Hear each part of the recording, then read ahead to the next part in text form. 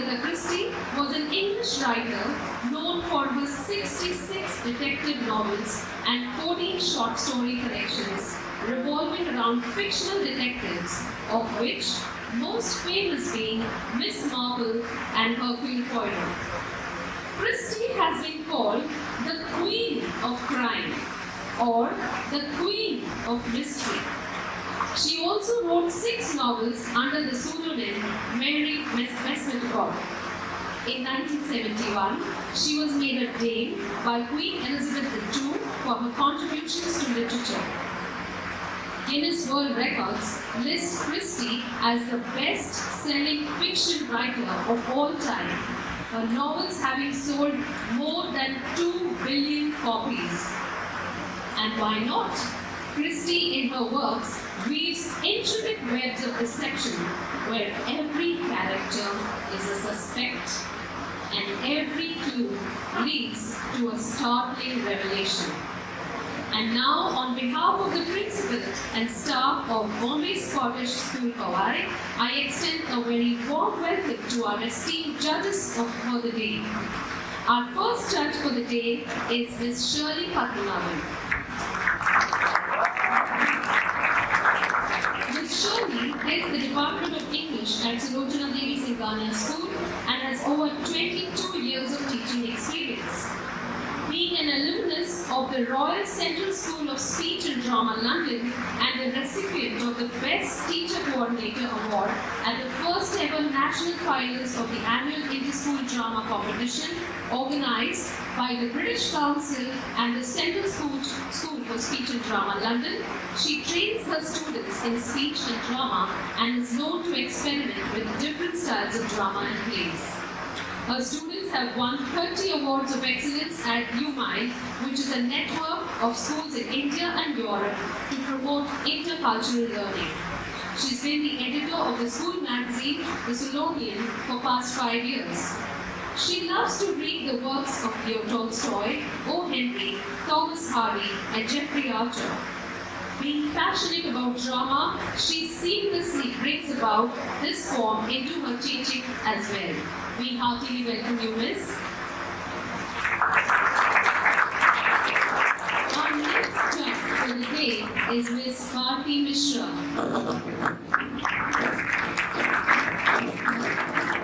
Ms. Mishra has served as the head of the English department during her tenure at Bombay Scottish, Hawaii.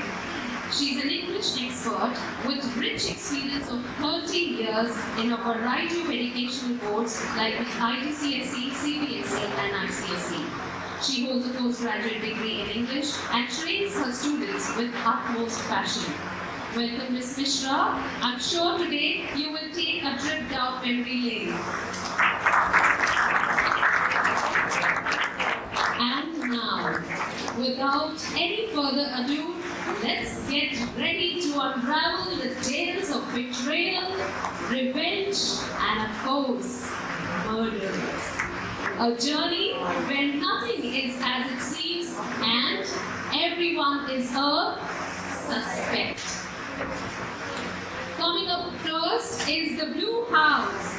There are moments in life when the ordinary suddenly transforms into the extraordinary.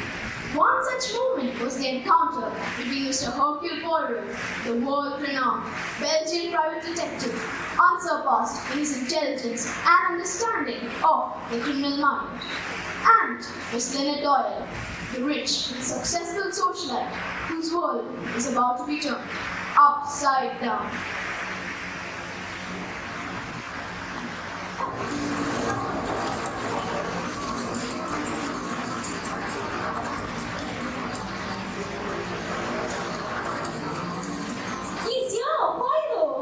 Good day, madam. Sir, what brings you here?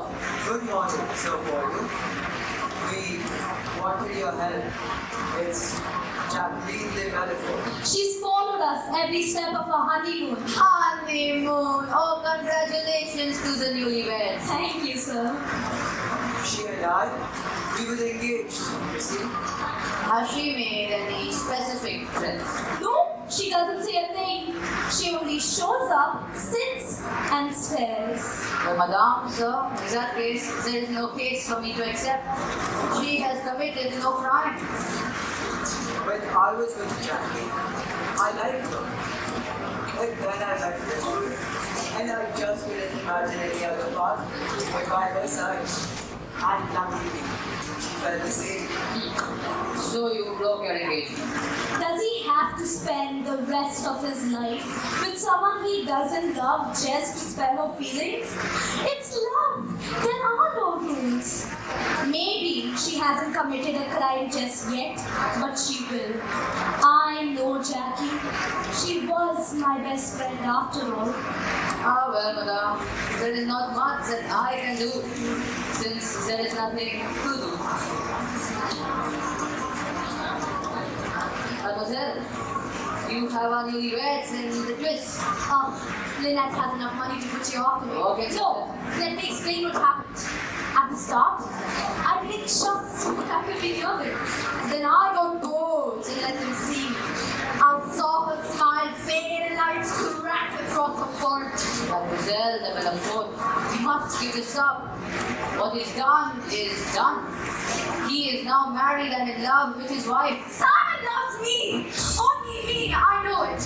Love that feels, it doesn't just vanish. Oh. A caliber 22. Practically a toy. I thought it was a marksman, you see. Taught me to be the sharpest shot. Maybe to fix a broken heart. All it takes is a single bullet.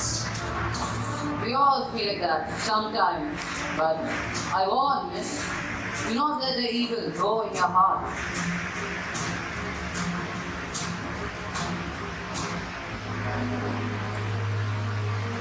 She won't follow us to a honeymoon, will she?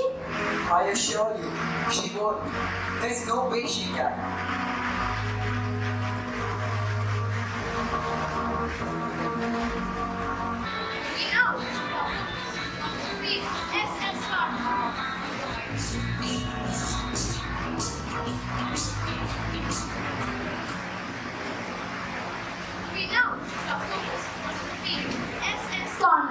A luxurious and glamorous cruise ship that travels on the river Nile, where a mysterious truth is revealed.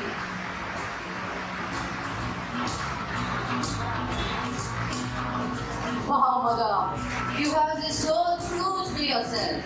Only family. You met my husband, Simon. This is my maid, Louise. My friend, the Salome Waterburn, and her daughter, Rosalie. This is cousin Andrew, my trustee. My godmother, Marie Van Schuyler, and her nurse, Miss Bowers. And of course, Dr. Bessner. We have a piano tune, a chef stolen from the shepherds of Cairo, and enough champagne to fill the Nile.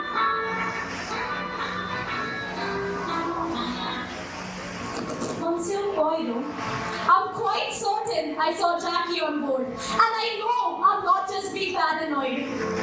When you have money, no one is ever really nearly an acquaintance. I don't feel safe with any of them. I hope you might watch for this. Thank you.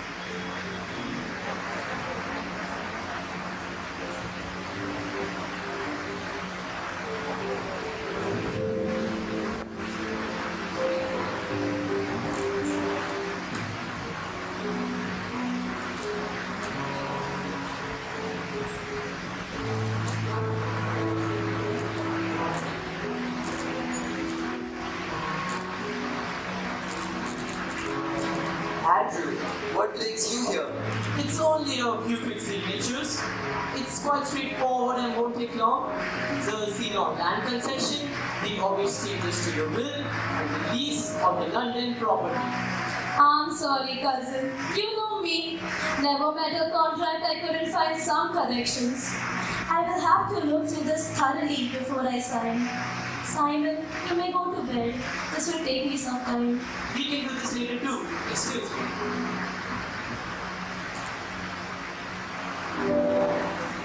And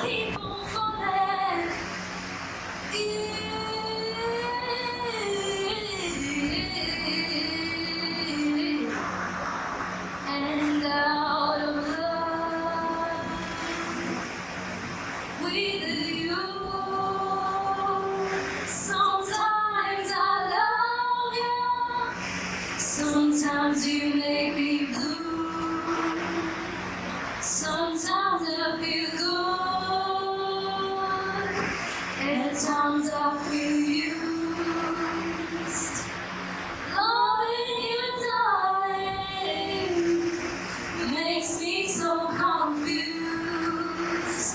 I keep on falling in and out of love with you. I never lost someone with it. I love you.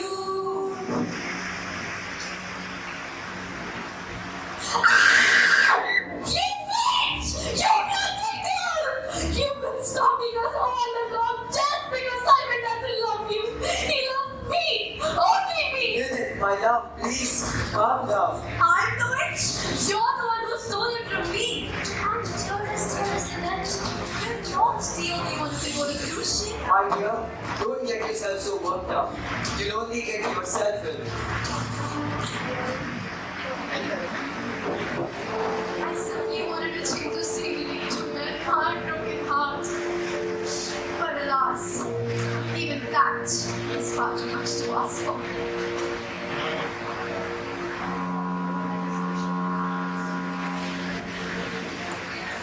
Ladies and gentlemen, we are approaching Abu Sundar.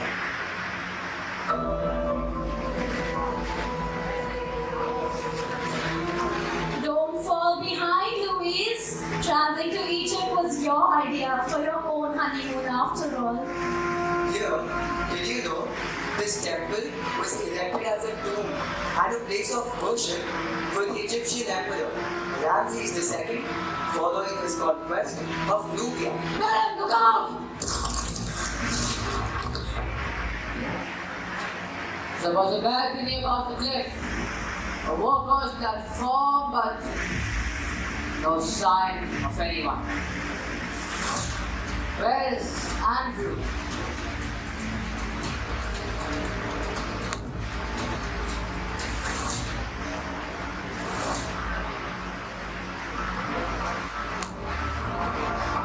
It had to have been Jackie who tried to kill us.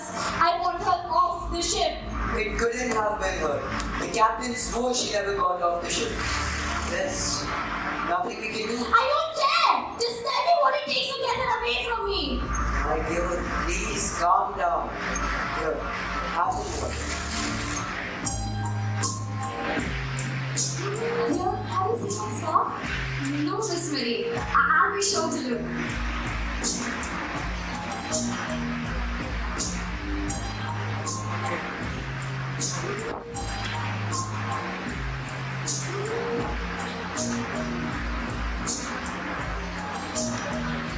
Time for bed, my love. I'll take a pill, so don't worry about waking me. Sleep well, my love. You're not joining her, Simon? Jackie, I wish you well. I really do. I'm not sorry for what we did, but I am sorry for what it did to you. I wish we could stay friends. You were the only one who never cared about the money. Hey, Jackie, let's call it a night. Yeah. Oh no, stay for the bit. She's working up for the scene. Gosh, I feel so free and fat-headed for not having turned it out sooner. We got arm, heart, and body. I gave you all of me. A few months of togetherness. Were they even that good? I swear, looking at you now, it just makes all the fond memories go sour. Simon, don't be cruel. You're a fool if you thought I could ever love you again. I don't think I ever did. Simon, that's enough! You don't mean that. Say it, not me. Simon! Rosalie! Take it to this powers! Simon! Jackie, what's the matter? It's Simon. Come on, dear. I need to. Speak to the police! I need a doctor! Dr. Besno! Dr. Besno! What's going on? It's Simon! In the dining room! He looks bad! It's Jackie. She shot me. She could have hurt herself. Rosalie! Miss Powers and Miss Van Scala with her. Let's get into bed. Yeah. It was stupid of me to line up Jack's like that.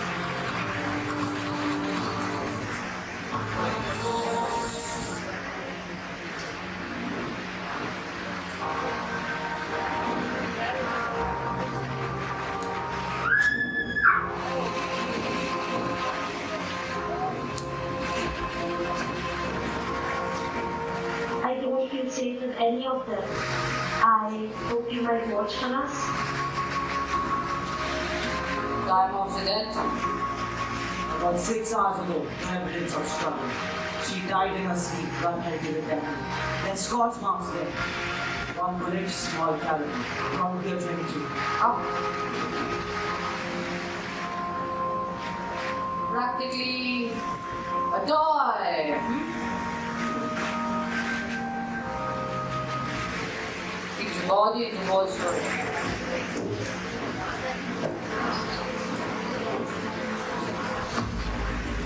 That doll is dead. What do you mean? I'm afraid Jackie the Belafort has made good on her friend. No, that's impossible.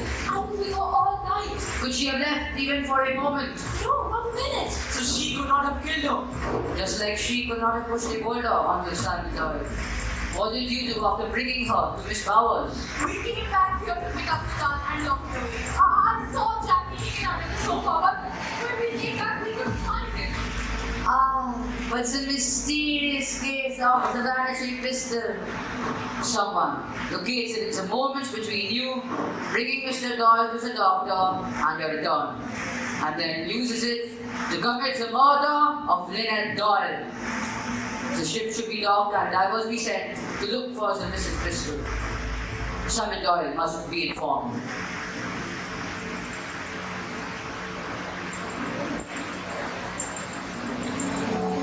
Lynette.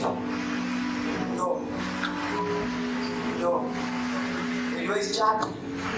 I could get her! Jacqueline de Belafort was not the killer. She has a concrete alibi for the entire night. Rest. Poirot is on the case. To start with, did you suspect any of them? Everyone loved Lynette. Yet your wife confessed lately that she did not feel safe here. There were petty things. I know of some disagreement with Salome Ortobon. What of her maid, Louise Bourget? It was just that she left her nail varnish at the hotel. She had been with Lynette for years. Mademoiselle, please. What did you do last night after leaving Miss Lynette? I saw Miss Lynette there. There. What did she mean earlier in Abu Simbel when she said that the travel to Egypt was the idea for your own honeymoon? She ended my engagement. Last year, a man proposed, so I gave notice. Miss Lynette had an investigator. He had debts. She offered to pay the boy off if he could drop me as a sign of affection. And he did. He dropped me. But for my own benefit, she said, the same money handed to me as dowry could have given me a new life. What did you do after leaving Miss Lynette? I went to my cabin on the deck below. Did you go anywhere else? Forgive me, sir, if I had come out of my cabin to smoke, I might have seen her killer enter or leave her cabin. But you did not, or you did. No, I did have a secret there. You know me kept confidences. I would never hurt Miss Lynette. Yes, I know you've always taken good care of Lynette, and I will be sure to take care of you.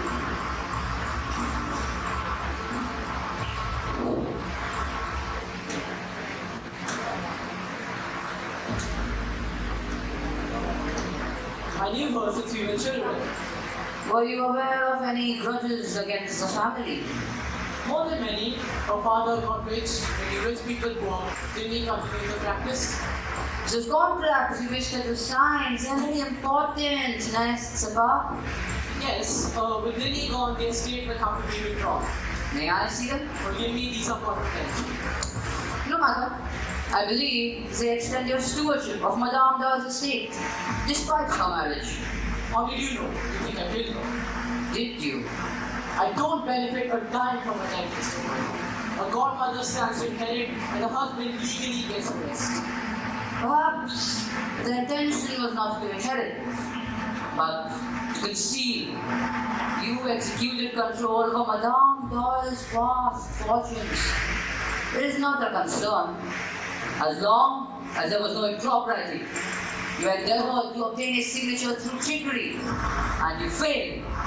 You knew it was only the matter of time before her eyes uncovered your theory. Unless they were closed forever. I often have to transfer items worth millions, and they need security.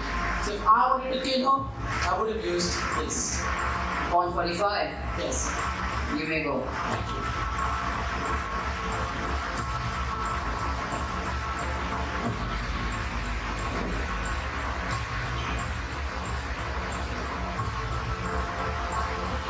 When you kept vigil with Mademoiselle de Bellefoot, did she make any threats against Lynette Doyle? No, but just against herself. That's why I gave her all the morphia. You have been a nurse for how long? Coming on 10 years. After you lost your great wealth. Wealth? Acquired tastes require acquisition, madame. Your gown, Chanel. Your luggage, Vuitton. Your shoes, Perugia. All the peak of chic. 10 years past. Worn and patched over. How many years since you had caviar, did you say? Many lost fortunes in the crash. Many of them due to Papa Ridgway and his unscrupulous business practices. Perhaps that explains your reaction to the lease of Lynette's London property. It was once called the Bowers Building. We employed over 1,000 people and spread our wealth when we had it. So many like family. So yes, I miss Camilla, but I miss them more. And you, with Mademoiselle de Bellefoot, drugged into slumber. You are free to move about the ship, find a gun, and shoot Lynette Doyle while she sleeps. No, Mrs. Van Skyler, stop interfering. A visitor. She cannot remain without her Miss Bowers for even a minute. He's just accused me of shooting the net. No. I merely suggested a possibility. I don't approve of this interrogation. I mean, who are you to question us? I am the working man, the hero of your own economic fairy tales. You are meant to be finding the killer of my goddaughter. I never had children of my own. I only had the net. You are aware, of course, that you are a key beneficiary in Madame Doyle's will. You accuse me now of murder? I already gave away a fortune. I don't give a fig for money. No one powers. Look what they found! What's your photo? Look, Marie, it's your scarf. We went missing. It's true. We couldn't find it anywhere. Your scarf, complete with the bullet holes, used to dampen the noise of a shot. Also, a bloody handkerchief and a .22 Derringer belonging to Jacqueline de Bellefoot. 2 bullets fired. We must return immediately to Aswan and inform the captain.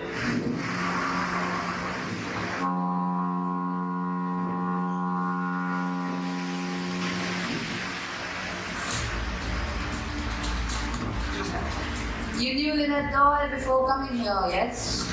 Our paths did cross, Mr. Corwich. It's Poirot, madame. Monsieur Doyle mentioned an incident with the victim a long time ago, a reason for possible animosity.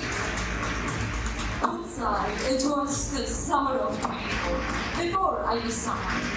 I was staying in this hotel and I thought to take Rosie for a swim, before packing, of course. A young girl complained to her papa about having to share a bowl with a colour. We were told to leave, and when I did not depart, we were late. I'm not sure she remembered it happened, but I did. Mademoiselle, she shamed you in front of your ward. If I put a bullet in everyone who took a pot shot at me for not keeping to my place, the world would be littered with dead by ladies. Lynette was just a kid back then, taught by a bad daddy. But she became my friend in boarding school, gave other girls license to do the same. Truth to tell, Lynette was as easy to hate as she was to love. I might have done both. So that is a very honest reply. There was one final question in this curiosity of mine. Mademoiselle Rosalie, your hat. As many times as I have seen you, you have worn one just like it. But it is out of fashion, no? If you would indulge me, please, to remove it. Oh, it's okay, Mama. He's driving at an answer we already know. A point 22 caliber, like the one that killed Lynette Doyle. I've used it before, if you want to ask.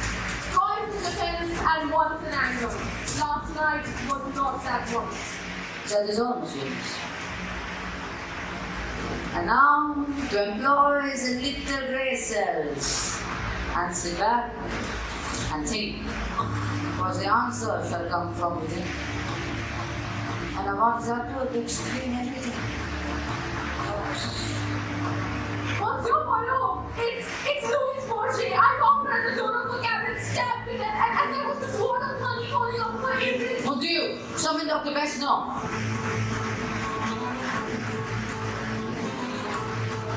Have you completed your examination? Yes, sir. Can you approximate the time of the death? About an hour ago. Louise Borgia hinted that she might have seen the killer make an escape.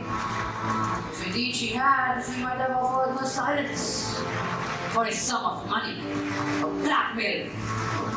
Only the killer preferred her silence. Absolute. Control, complete. The leg shot, very sharp. Some signs of struggle. It's horrible! Horrible! Who could do such a thing?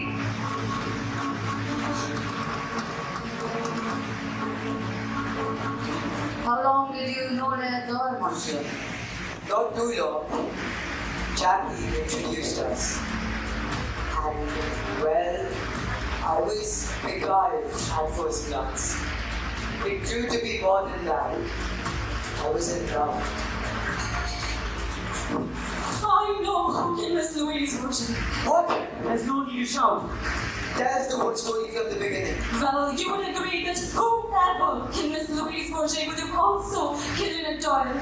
It's an assumption that could be made, yes. Well, I know and I saw who killed Lucy. For the love of God, Mrs. Audible, please stop stalling.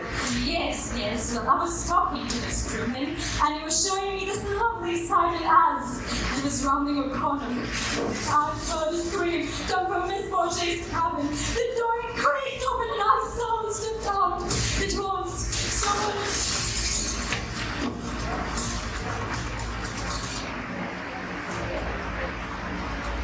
Pennington's pistol. Andrew Pennington's.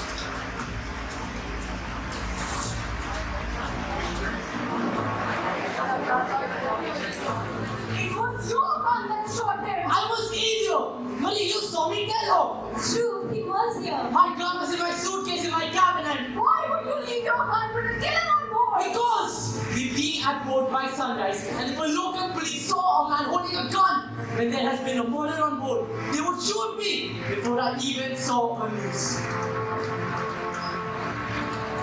The murderer is here and will stay here. Love makes us do reckless things, rash things. A boulder falls, Louise is murdered, Salome shot. I had believed that the identity of Madame Doyle's killer was obvious. Cousin Andrew Pennington. Doing as he did in the temple of Abu Simbel, where he wandered off alone, desperate, where he saw an opportunity hoping to hide his sins under a rock, he pushes one.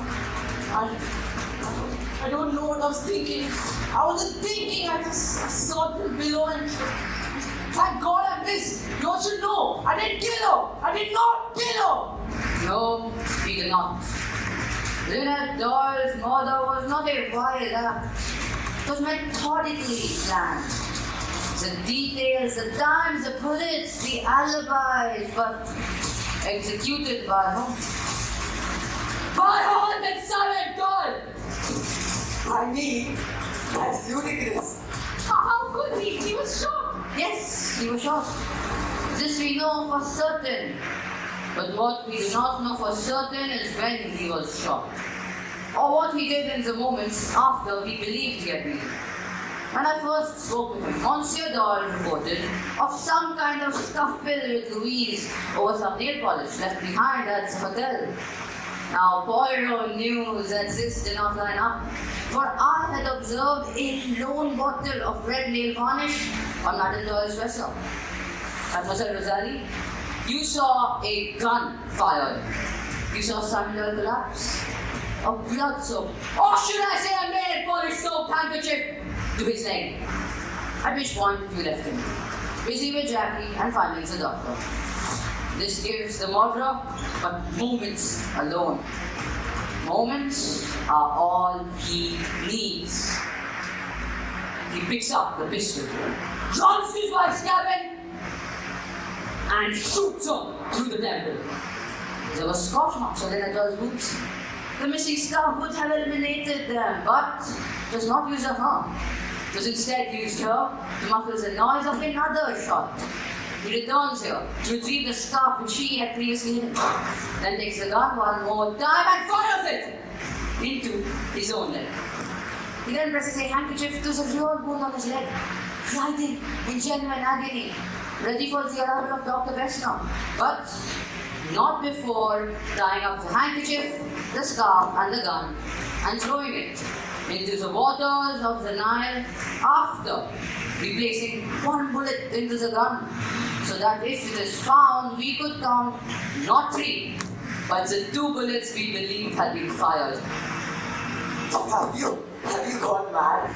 That I would shoot myself and somehow kill Louise and Mrs. Otterburn? He's right. He couldn't have killed them. No, he did not kill them. The second and third murders were committed by his accomplice in the first. And I believe by the mastermind behind this entire ingenious plot.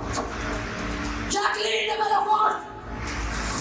His lover once, his lover still. Introducing the couple, stalking them, finding them aboard the ship, shooting Simon Doyle with a blank. All to create 2 unassailable alibis.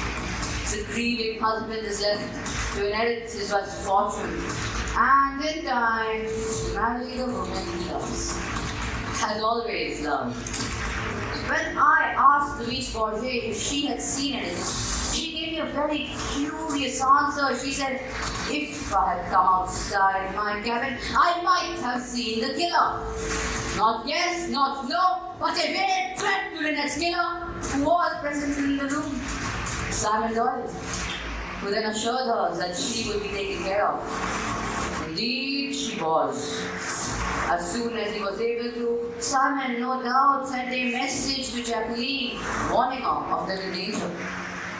When Salome Audubon detected who had killed Louise Bourget and came to Simon's cabin to alert us of what she had seen, Simon shouted out to his accessory, who shot Salome Audubon in the head before she could reveal Jacqueline de Belafort. You killed my mother! I'll see you die for this! Rosie, please! You can't all believe him. He has no proof. That's right. He has no proof. And where do you intend to get this proof from? From Lynette? None, not from Lynette. From you. And from me? Have you Don't fall for it, Simon. It's a bluff. It's a very simple test, a Mollard's test. It is accepted as conclusive evidence in the court. You see, when one fires a gun, it leaves behind tiny grains of powder on the skin. This can be removed by a thin layer of wax, say collage.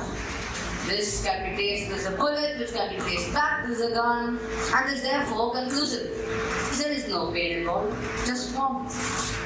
Oh, how clever is what you boy. Was the ambition his or yours? He needed drinks. I needed drinks. You never cared for money, yet you could refuse it nothing. Not even a lamb and he could not devise his own. You see, I've had to help him. I've always had to help him. Jack, what are you doing now? Nothing. We know nothing. Over. They take us in. Inside.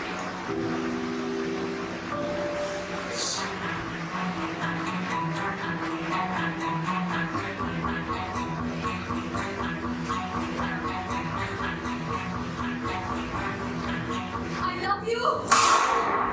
How I love you.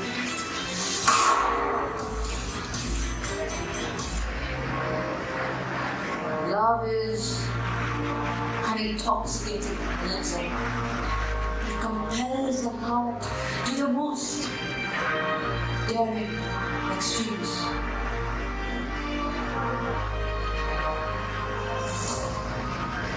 We now reach the end of this magnificent story, which was brought to life by none other than a fantastic cast. Let us introduce to you the actors. First up, we have the unofficial men playing the part of Hercule Poirot. Always employ your little graces, and one day you will thank Papa Poirot. And now we have Justine Paul as Kathleen de Villefort. It's horrible! Horrible! Coming up next, Bob Hine as Simon Lloyd. You're a fool if you thought I would ever love you again. I ever did. Julie Piano Courtney as Lynette Dodd. We have enough champagne to fill the Nile. Aditi Shetty as Louise Borges. You know we get confidences. I will never hurt Miss Lynette. Anna Rose Sam as Salome Otterman. The world would be little, by grace. Ananya Samantha as Rosie Otterman. You kill my brother, I'll see you die for this. Invisible Man as Sean Salome Otterman. Suzanne Arden. Roseanne Harun as Marie Van Skyler. I don't give a fuck about it. Sashmita Pratap as Rose Gaul.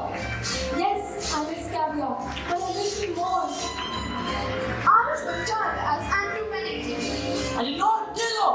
I did not kill her! Wenzel Lachara as Dr. Messner. The blade sharp, blade sharp. Now we have our shopkeepers. Crosby Costa. Next up we have our crew, Nalvi Diamond and Shrika Shetty. Along with them stand the customers, Samaika Rao and Josa Lukagala. Now we move on to the props and logistics department. Arfaz Roy, Amber Daniel, Sahana Mudilya, Sumana Lakshmi Gandhi, Justin Chola, Joshua Jacob, Justin Cherriton, Sen Sarikot, and Sparsh Salu, and myself, Johan George. Introducing to you the technical team, Manomay Agarwal, Aram Phalan, Sahar Shukla, and Sanvi. And with that, we come to the end of our play. We hope our efforts have evoked a sense of wonderment and understanding within all of you. This has been your narrator, Johan George, and on behalf of Blue House, I would like to wish you all a wonderful day ahead. Thank you for your time.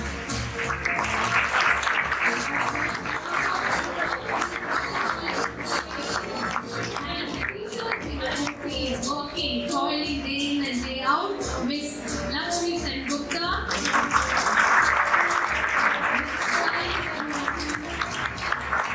And Mr. Lewis.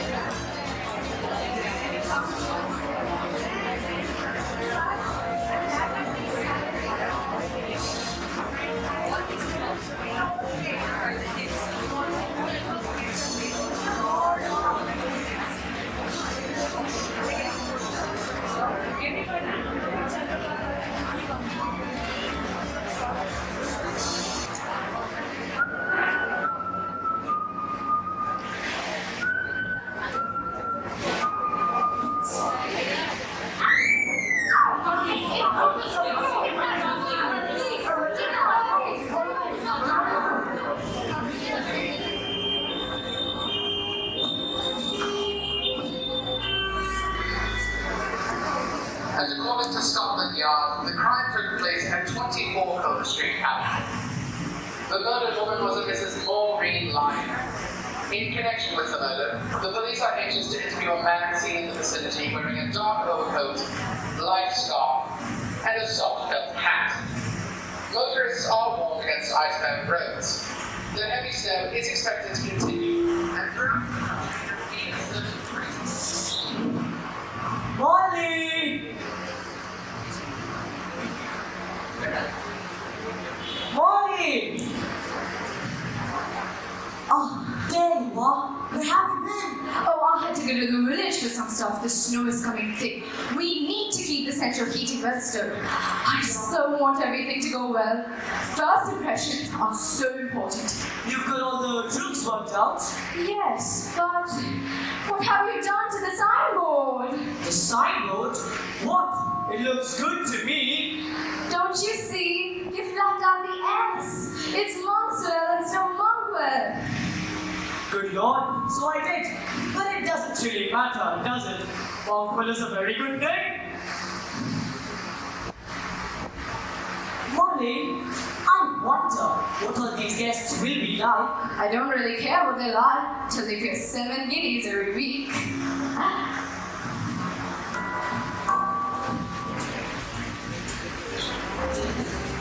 Oh, how do you do, Mr. Wren? Oh, lovely. Looks like I'm gonna love this place. Terrible weather though. Takes one back to Dickens and Scrooge. Let me help you, sir. Perhaps you'd like to go up and see your room, Mr. Wren. Shall we?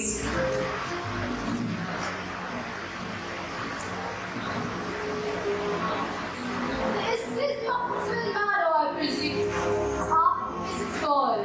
I'm Charles Ralston. Can I help you with the luggage? Major Metcalf, I think, has seen to it. Well, I will leave the door for him. The taxi would not come up and there was great difficulty reaching here. All the needs of the guests should have been met. The drive might at least have been cleared with snow. That's a very casual attitude, I must say. I'm extremely sorry about that, Mrs. Boyle. Oh, absolute blizzard outside. If it goes like this, we'll have 5 or 6 feet of snow by morning. Let me help you with the luggage, sir. Follow me, I will take you to your rooms. The north wind doth blow and it will bring snow. And what will the robin do then, poor thing? Oh, how you darn nursery rhymes. This is a beautiful house. Got to get myself called out. Have you a ball expected? But we've got plenty of provisions in. Oh, yes, my wife is an excellent manager. She will just be in. Any news in the paper, apart from the weather? Usual political crisis. And oh, yes! Chiefs and murder. Stranded. Somewhere in your country. Who was the woman? Mrs. Maureen Nile, it says. And the description of the murderer fits anyone pretty well. Oh, it's an awful night, isn't it? Perhaps you'd like to go up and have a hot water bath.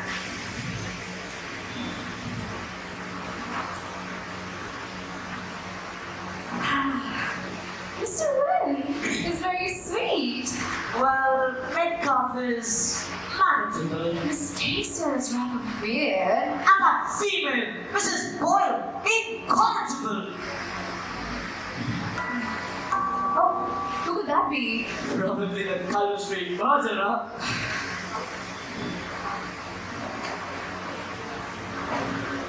A thousand pardons. I am. Where am I?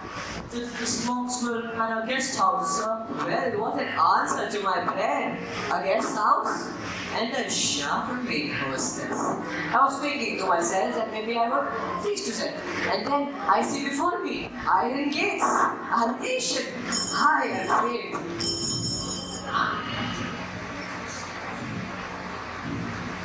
Yes. This is Monkswell Manor guest house. I'm afraid Mr. Ralston cannot come to the telephone just now. This is Mrs. Ralston. Who? The Berkshire Police. Oh, yes, Superintendent Hopper. I'm afraid that's impossible. We're completely snowed up and the roads are impassable. Hello? Hello? Giants! The police are wrong up. They're sending out a sergeant or inspector or something. Problem with the police. Are you selling a license paper or something? No. What is it all about? What on earth do they think we have done? I am paying 7 fees. You're not the police. You don't say you have some strange guests. Say, foreigner, you were not expecting him.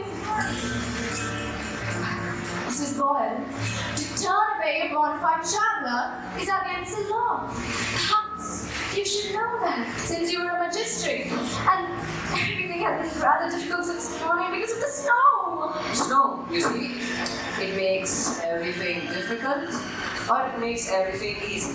But it is advisable to know a little about the people living under your roof. Take for example, myself. I turned up saying my car overturned in a snowdrift. But I may be anyone. A thief, a robber, a fugitive, or even a murderer.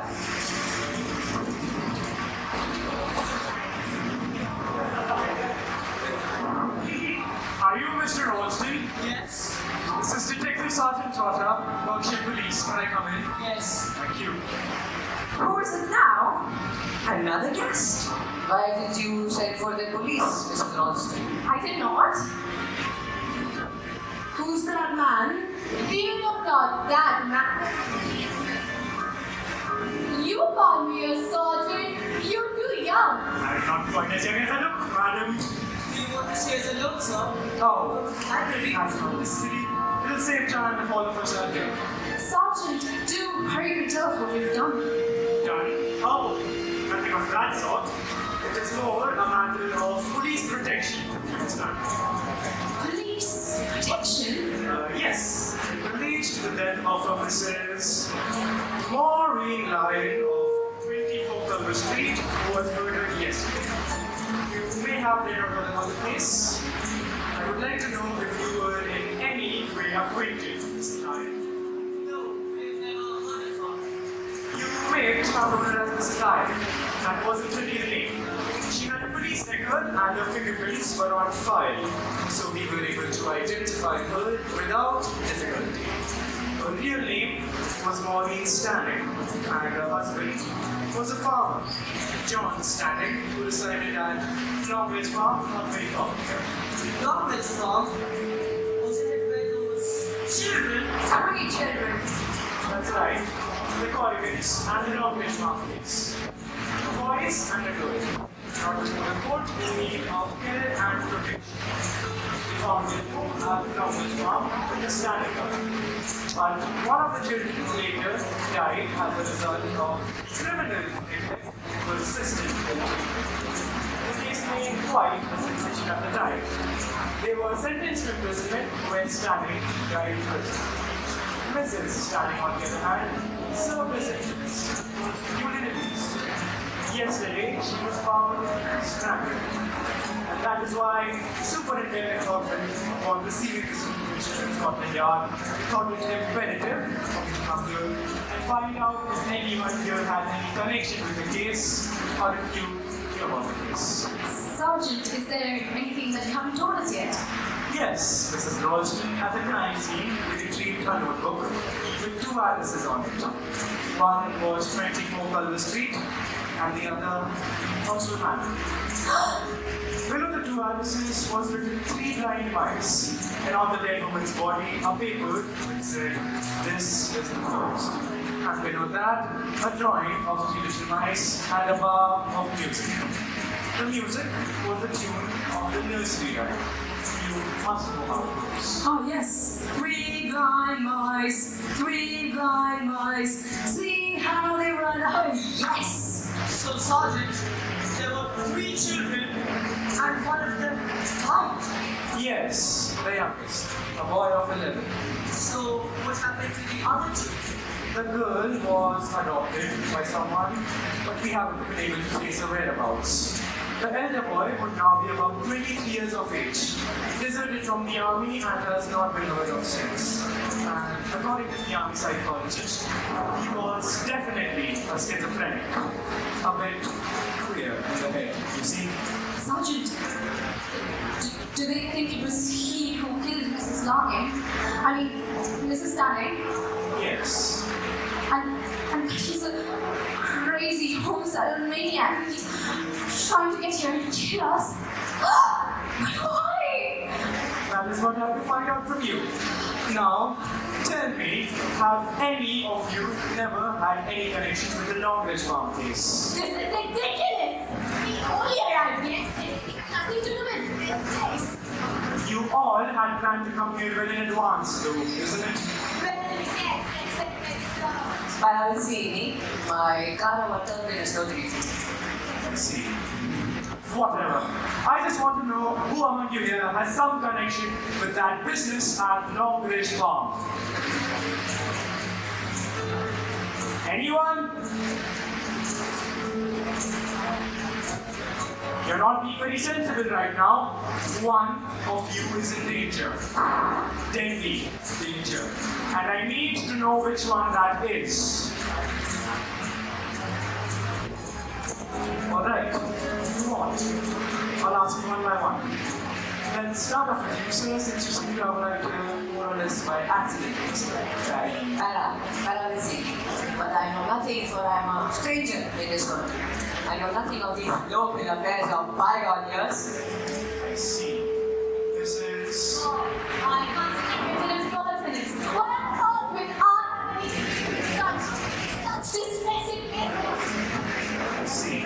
You, sir? Metcalf Page.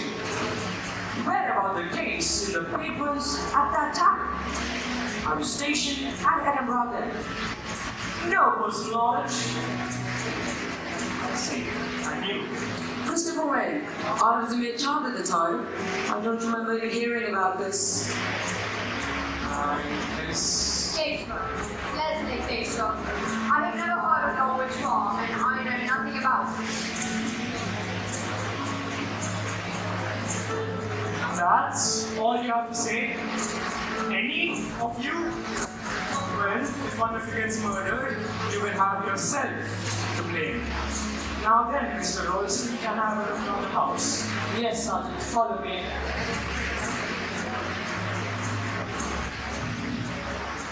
My dear, how melodramatic. Quite a thrill, this whole business. 3 blind mice. How does the tune go?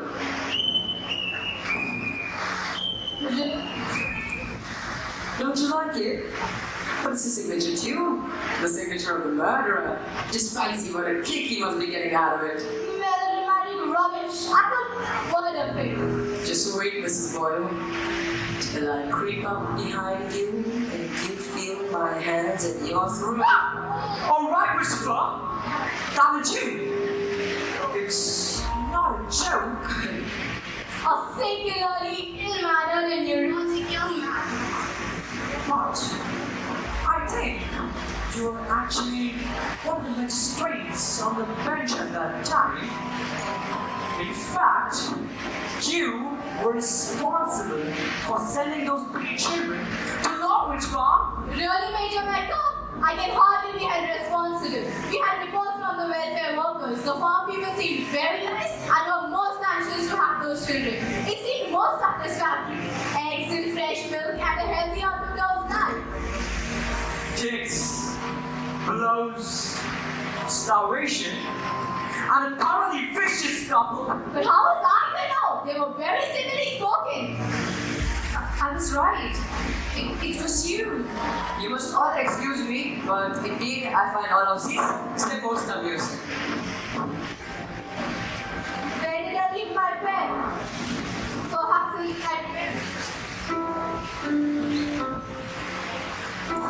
What horrid tune that is. Don't you like it? Does it just remind you of your childhood? An unhappy childhood, perhaps. I was very happy as a child. Lucky. Too happy. No.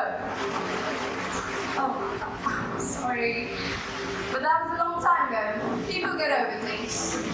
But They say what happened to you as a child matters the most. They who? Psychologists. I have no use for psychologists and psychiatrists. It is a question of willpower. Nothing from the past is going to affect him except the way that I want it to. Check.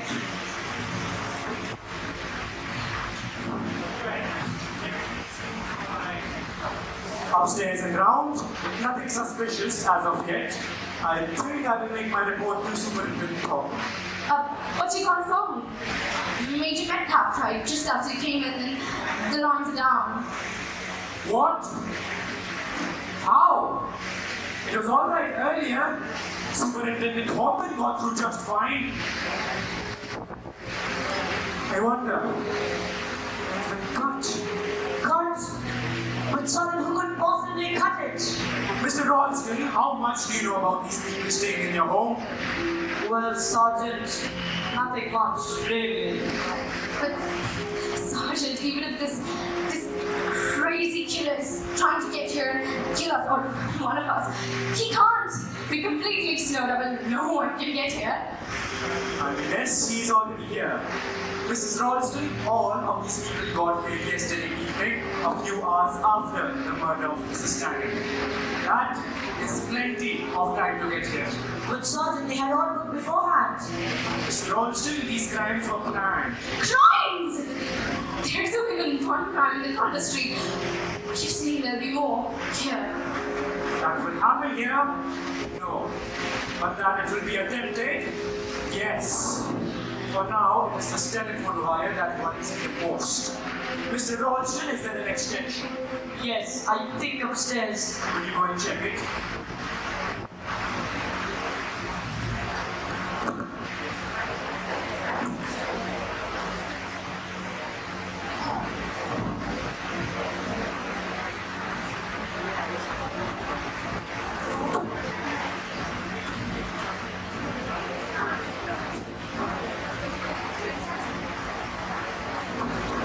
Let this window open.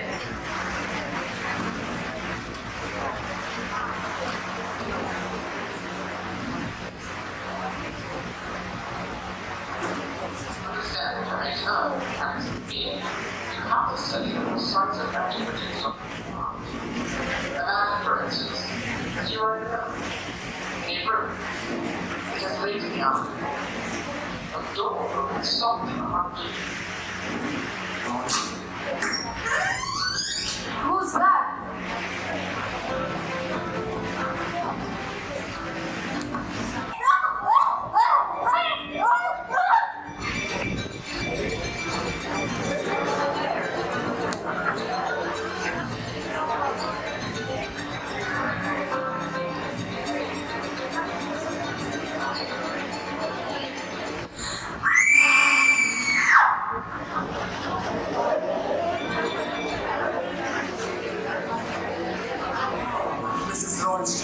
Try and think. Mrs. Boyd had just been killed when you got to the room. Are you sure you did not see or hear anybody, anywhere? I don't know. I can't think, but my head is stuck. I just heard the radio blaring out loud, and I don't know who done it. Well, that was clearly the murderer's idea. All murderers. I don't know. I just heard the door creaking shut. Think, Mrs. Ralston, try and think. Please, can't you stop believing her? Can you teach her? We are investigating a murder, Mr. Ralston, and up till now, no one has taken this thing seriously. You all carried out the information on me, and as a result of that, Mrs. Boyle is dead. And quickly, mind you, very quickly, there might be another one. Another murder? But why? Because there were 3 little mice. A murder for each of them, but then there has to be some connection with the Longwood Farm case, as you said. Yes, there should. But why another dead killer? Because there were only 2 artisans we retrieved at the crime scene. At 24 Culver Street, there was only one possible victim. But here, at Mousetrap Manor, there is a much wider field. Now then, let's get down to where everyone was at the time Mrs. Boyle was killed. I have already received the statement from Mrs. Rogers. She was in the kitchen, she came in, saw Mrs. Boyle's body and screamed. I was outside checking the telephone wires. Mr. Royston, on the other hand, was upstairs inspecting the extension of the wires. That simple task took quite long a time, did it not, Mr. Royston? Well, I don't think so. I noticed that the extension was dead, and I was thinking about something. Suddenly, the lights went out, and I heard Molly scream, and I immediately rushed down here. Well, I would say you definitely stayed over time. Where were you, Mr. Wren? I was in the kitchen trying to help Mrs. Ralston with the dinner meals. You see, I simply adore cooking. I went to my room after that. I see, Mr. Hallowe'en. I was playing the piano in the drawing room. Did anybody hear you playing? I don't think so. I was playing rather softly. You were playing that hard tune, 3 Blind Mice. Yes, it's a very catchy tune, don't you think? I think it's quite horrible. And yet it runs in people's heads. Someone was listening it too. Listening it? Where? Who here was listening 3 Blind Mice? Are you making this up, Mr. Parrish? No. I was playing the piano, then I heard the radio, and then I heard Mrs. Ralston scream. I see. Mrs. Ralston in the kitchen. Mr. Ralston and Mr. Wren in their rooms. Mr. Paravicini in the drawing room. Excuse me. I was in the library writing letters. I didn't know anything until Mrs. Ralston screamed. You were writing letters, and you heard Mrs. Ralston scream, and made your way here. And yet, there is an unfurnished letter on the desk in the library. I brought it with me. You know, Miss Mason, if I were to hear something like a blue murder going on while I was writing a letter, I don't believe that I would take up the time to pick up my letter, fold it, and put it in my handbag before going to see what the matter was. You wouldn't? How interesting. Now, Major Metcalf, what were you doing? You say you were in the cellars. Why? Just looking around, I was curious. So, Mrs. Ralston said that she heard the faint creak of a door when she came in. That door there shuts with a creak. It could be, you know, that after killing Mrs. Boyle, the murderer heard her and slipped into that cupboard, maybe. There would be fingerprints there. mine are there as I was having a look. But most criminals are gathered to wear gloves. Isn't it? Look here. We're wasting time. I tell you, Sergeant, there's only one else. Mr. Ralston, I am in charge of this investigation, and for this we proceed to establish opportunity as well as motive. And let me tell you all one thing. You all have the opportunity.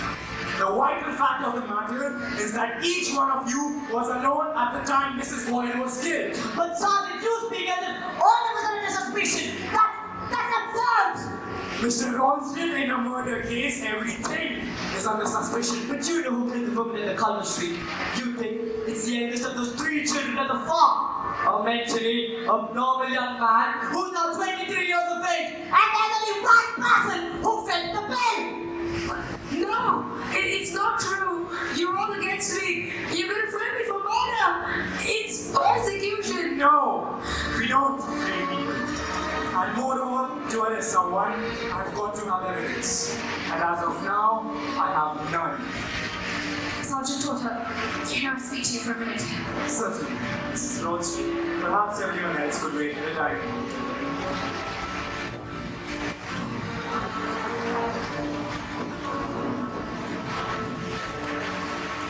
Yes, Mrs. Ralston. Sergeant, this crazy killer is the eldest of the 3. But you don't know, do you?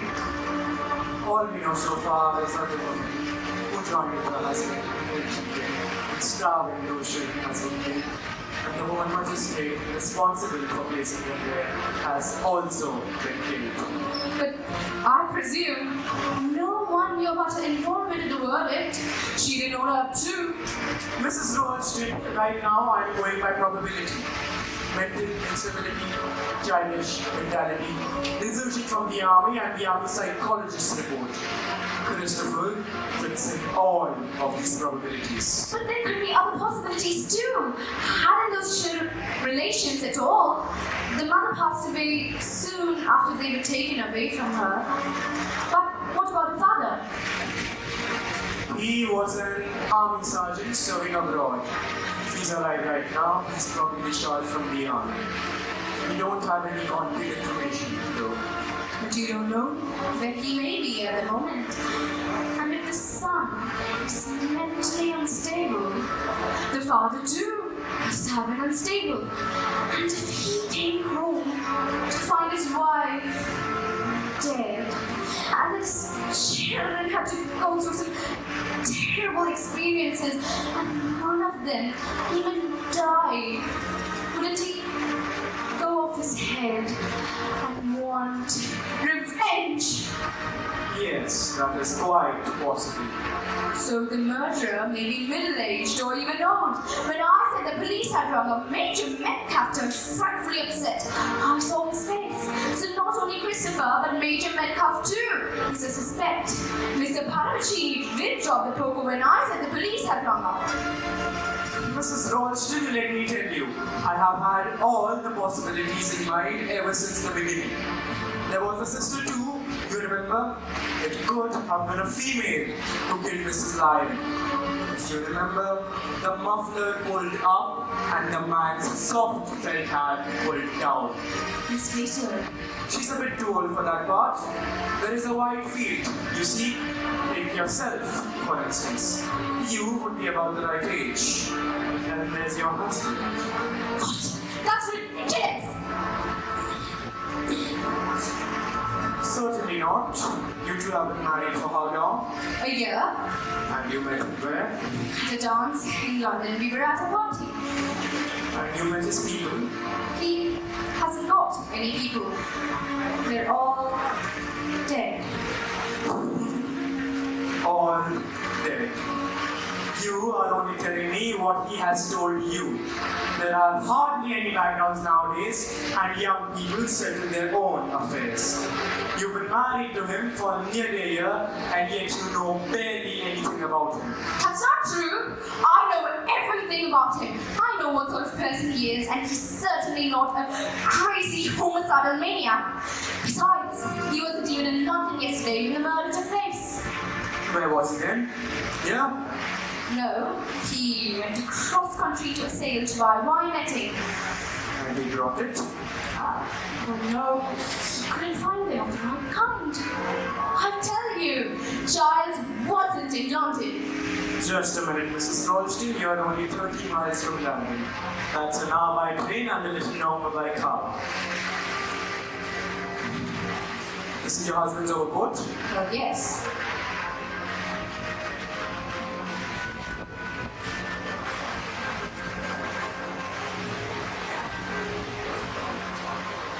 Evening news. Yesterday's.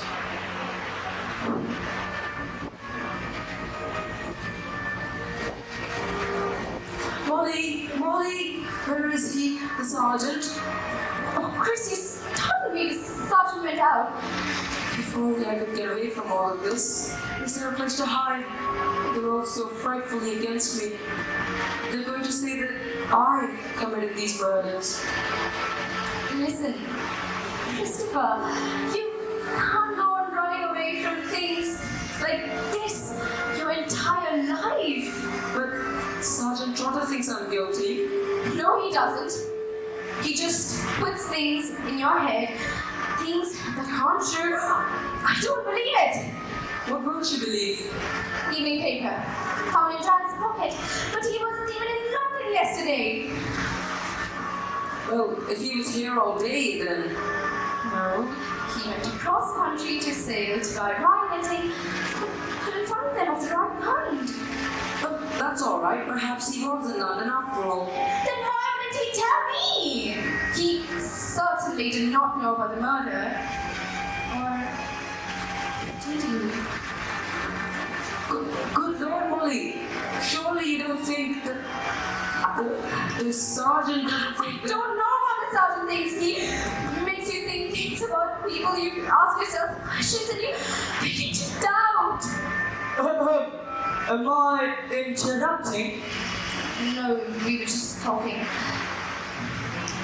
What is it between you and that boy? Have you met him before? Have you gone after my child?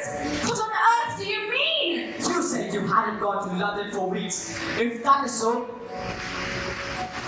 this is one of the gloves you were wearing yesterday. You see what's inside it? A London bus ticket. So you did go to London after all, while I was racing across the countryside. Alright. I went to London, so did you. I brought back a London bus ticket. You brought back an evening paper. What? Anyone can put it there? Are you sure you didn't? Just get out of my sight! Wally, what has come over you? You are different all of a sudden. Perhaps you never knew me. We've been married for a year, but you know nothing about me. Never mind. Sorry, young couple, but I just came in to say that the sergeant and find his keys that he came with. And I want to know if you replaced them, Mr. Ronston. Of course not. Mr. Ronston, Mrs. Ronston, have any of you removed my skis from the cupboard? I need help here. Reinforcements, for God's sake. I was gonna ski over to the police station at Market Hampton and make my report on the situation. Somebody has seen to it that you can't, and somebody may want to get away. Now listen, you people. This is a serious matter. Somebody has taken my only source of communication with the outside world away. I want everyone here assembled at once.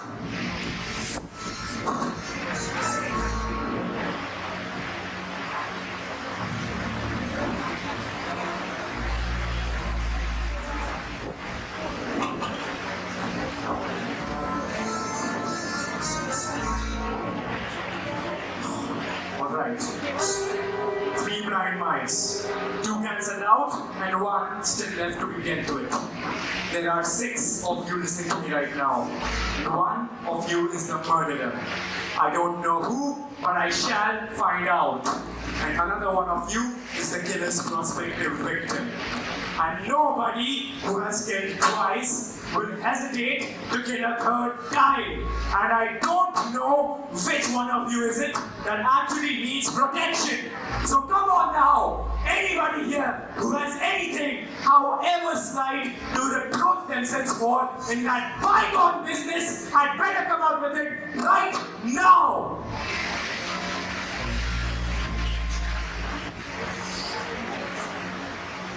Alright, what you want?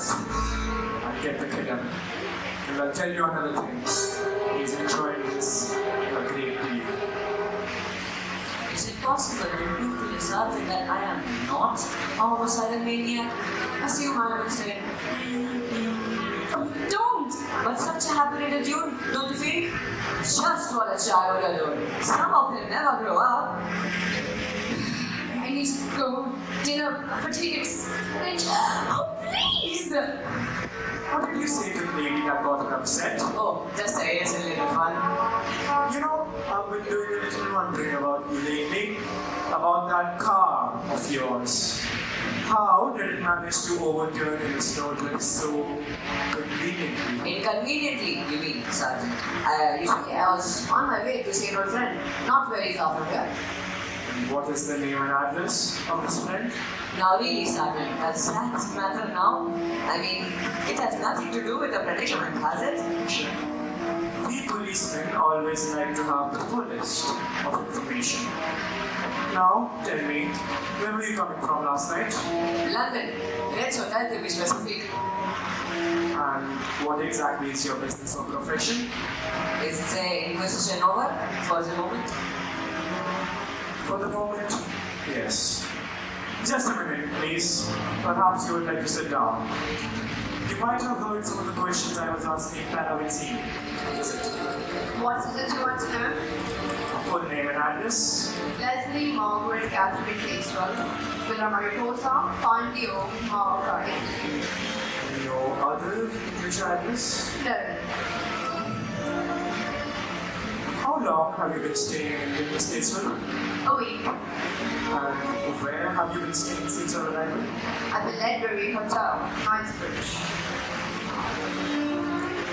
What brought you to Mousetrap Manor, this Castle? I wanted somewhere quiet, in the country. And how long do you, or did you, propose to stay here? Until I had finished what I came here to do. And what is that? What is that? I really don't understand why I should tell you. It's a matter that concerns me alone. A strictly private affair. Interesting. Would you mind telling your age? Not in the least. It's on my passport. I'm 24. You thought I look older, isn't it? Were you born in England, Miss Christie? No, I left England when I was 13. What was your name then? It's a long time ago. I've forgotten. There are things that one does not forget. Take, for example, unhappiness and despair. What are you trying to prove? Oh God! I thought the police weren't allowed to give people the third degree. I have merely been interrogating Miss Casewell. You seem to have upset her. No, it's nothing. It's just all this murder. It's so horrible.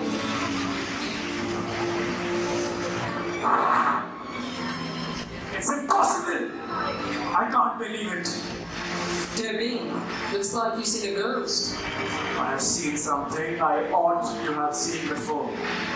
Blind as a bat, I've been. But now that I see this, I think I may be able to get somewhere. The police have a clue. Yes.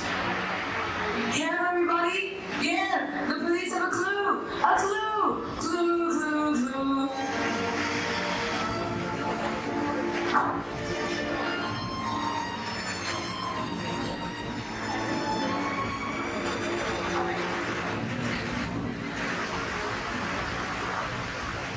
I'm sorry, but I want cooperation, and this time I intend to get it. Now, will you all pay attention, please? You may all remember the murder of Mrs. Boyle. You may all also remember that I had taken statements from each of you. Statements related to your positions at the time of the murder. Back then, I had no means of verifying these statements. To speak quite frankly, 5 of these statements were true and 1 was false. 5 of you spoke the truth and 1 of you lied to me. And I believe I have found a means of discovering the liar. And if I discover which one of you lied to me, I know who the murderer is. But what's the idea? You just said you had no means of checking the statements. No, but supposing everyone was to go through these actions a second time. Is that how it says then? Reconstruction of the crime? Not a reconstruction of the crime, but a reconstruction of the movements during the crime.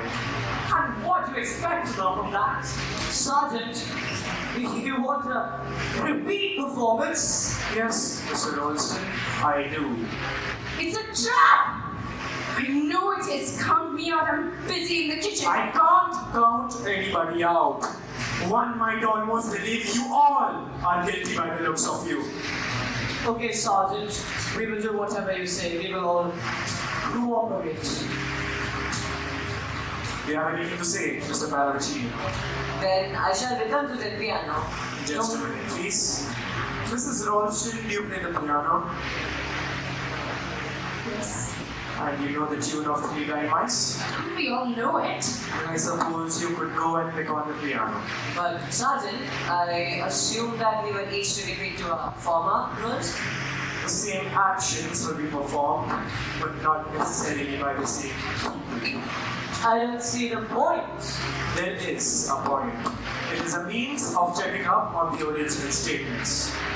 Now, will you all pay attention, please? I will be assigning each of you your new stations. Mr. Paravicini to Mr. Ralston's room to check the extension of the wires. Mr. Wren to the kitchen. Major Metcalf to Mr. Wren's room. Miss Casewell down to the cellar. And Mr. Ralston, I assume, could reproduce my actions. I'm sorry, but you seem like the toughest person here, and don't forget the coat whilst you're out. And what are you to? I will enact Mrs. Boyle. You all will stay in your places until you hear me call you. Mrs. Ralston, count to 20 and then begin to play.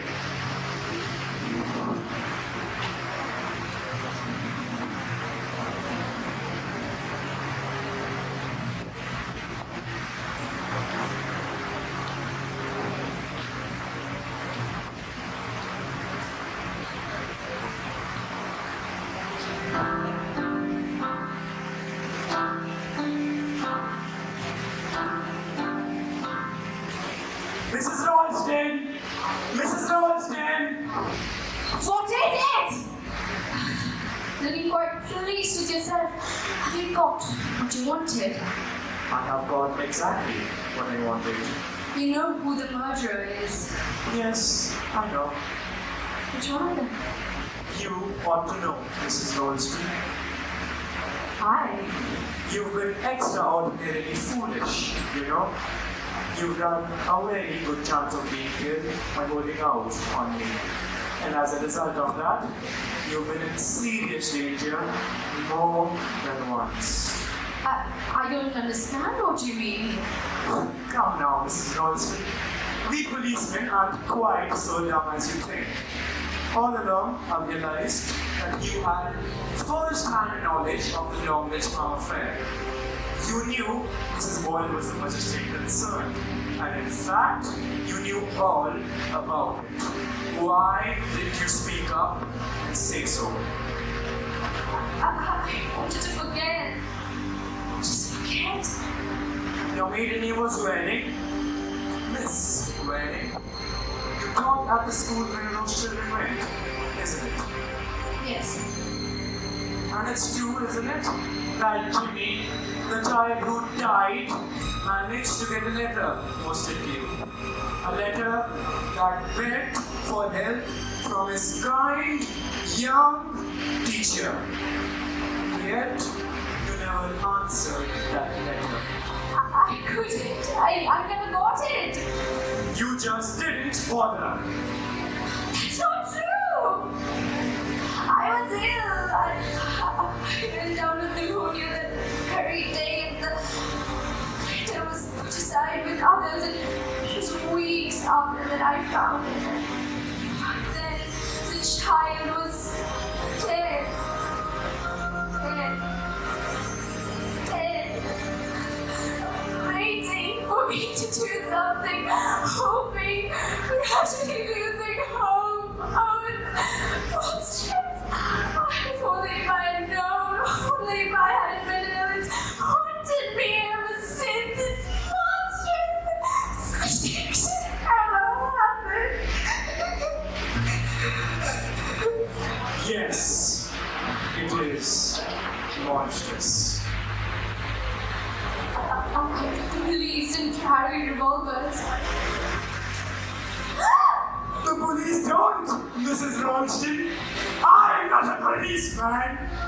You thought I was a policeman just because I rang up from the call box saying I was calling from police headquarters and that Sergeant Jota was on his way. No, Mrs. Ralston. It was I who got the telephone wires before coming in through the front window. It was I! You know who I am, Mrs. Ralston? I'm Georgie. I'm Jimmy's older brother, Georgie.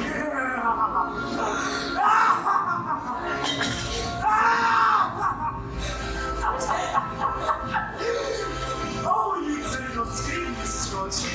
It was a I shall fire. Now, I'd like to talk to you a little. I said I'd like to talk to you! Jimmy died. Nasty, cruel. What I guess. But because it wasn't bad enough for her. I said I'd kill her one day. I didn't do the bomb, it was gonna hit, but I'll kill them all when I'm grown up. But I said to myself, because grown likes, then do anything. I'm gonna kill you in a minute, Mrs. Ronston. You better not. That revolver will make noise. You won't be able to get away safely. Mrs. Ronston, I don't really mind whether I get away or not. I'm tired, but it's all been such fun watching you all and pretending to be a policeman. I finally have the last little mouse in my can. And as for the revolver, yes, it will make a noise. So let's just take it to you, children. Free blind man! See how the Lord No! You know me, don't you? Don't you run the farm, Georgie?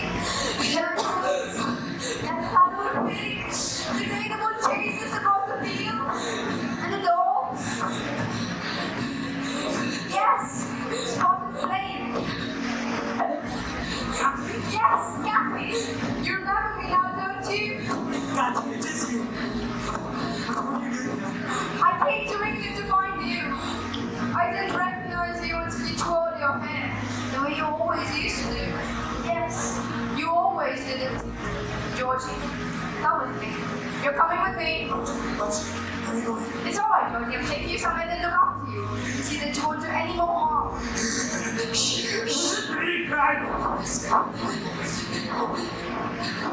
Molly, are you fine? Robson! Molly! It was Trotter. Who would have dreamt it was Trotter? Let me just check on the other one. Molly, are you all right? Darling? Chad, I was mixed up in it all. He's bad. He's quite bad. I told him the school that those children rented. He thought I could save them, but I couldn't. You should have. Why did you tell me? I wanted to forget. Just forget. Everything's under control. You'll be soon unconscious with the sedation. I have had my suspicions of him all along. I thought you thought he was policeman. I knew he wasn't a policeman. You see, Mr. Olsen? I'm a policeman! You? As soon as we got hold of that notebook with one skull man written on it, we saw it was vital to have someone on the spot. When we told Major McCobb about this, he allowed me to take his place. I couldn't understand when Trotter turned up. And Casewell is his sister. Yes, it seems she recognized him just before his last Christmas. Didn't know what to do, but came to me about it just in time. That should be a Yesterday. So I went to London too, and I didn't want you to know.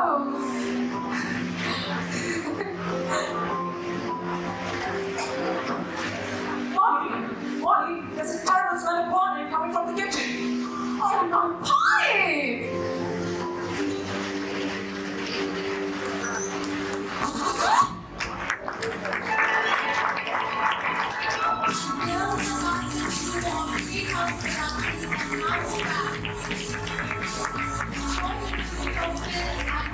Village as Mr. and Mrs. Ralston. Dr. Agatha and H.R. as Christopher Wren and Mrs. Boyd. Christopher George and Raj Lalwani as Major Metcalf and Mr. Paravachisi. And Trisha Nile and Karan Nile as Miss Casewell and Detective Sergeant Trotter, a.k.a. Georgie. The tech team, Karthik Barakia, Raj Lalwani, Karan Nayak, Zahan Bichi, Araf Krishna and Swasti Singh. And the prop team makers and movers, Kashmi Dinesh, Amna Nurani, Ananya Menon, Anusha Bhandakar, Arnab Salani, Swasti Singh, Brinda Srivastav, Yashmi Singh, Araf Krishna and Anup Hamilton.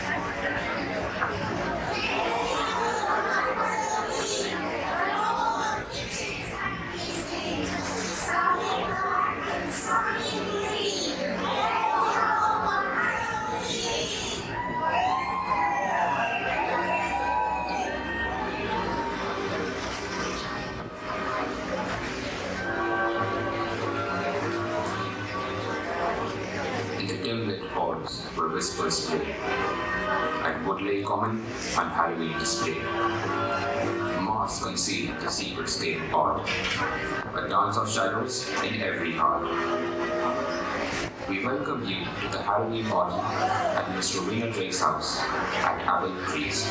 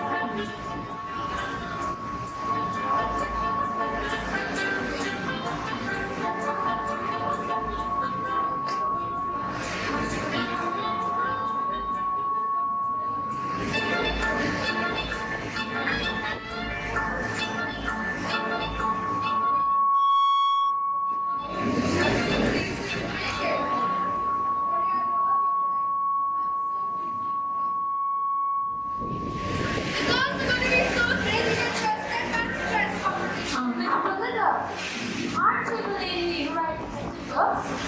I remember reading my plane actually. Only one murder. I saw a murder once. Most didn't see a murder. Don't say the truth, I did see a murder. I literally did. What kind of murder, you ridiculous teacher? She's making it up. Again. No, I'm not. I saw one. Why didn't you call the cops then? Because I didn't know it was a murder at that time.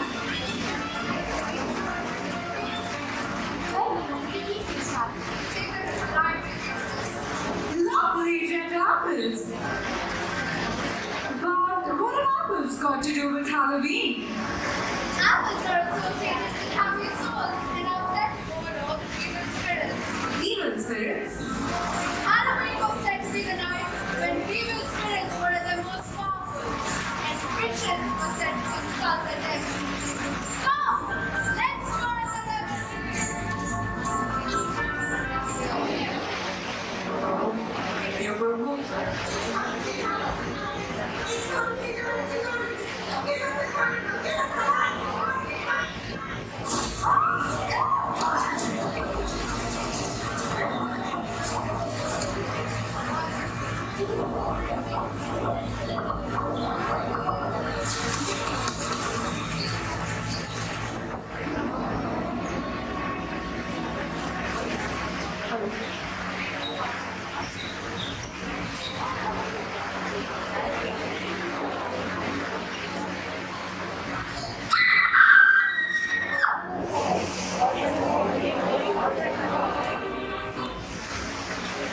My dear friend, come and sit down here.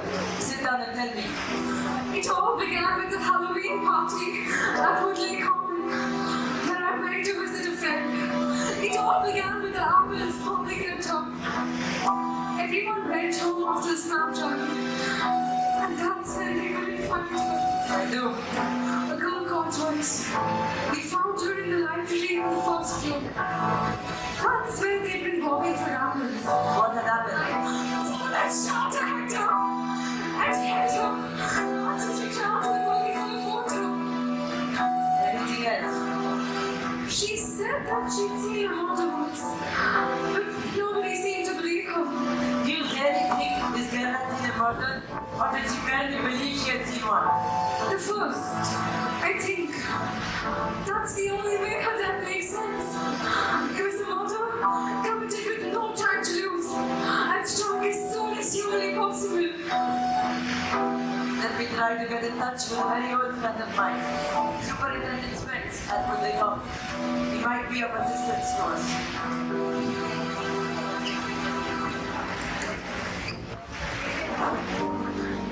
The search for the truth is what you see. Piece the facts together so easily. Check. What they perceive will be individual, and what they will remember. Right, right. Maybe wisdom.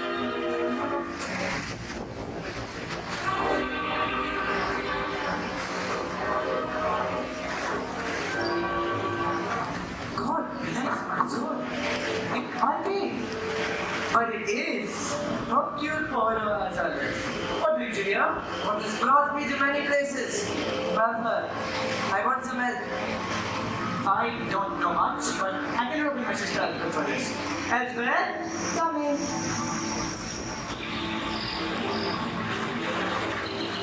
A pleasure to meet you, Miss Medley. Could you tell me anything about Joyce? I'd say that she was a proper little liar. Tell a tall tale she would, and tell it well. Mind you, I'd never believe her. Have there been any unusual or unaccounted for deaths?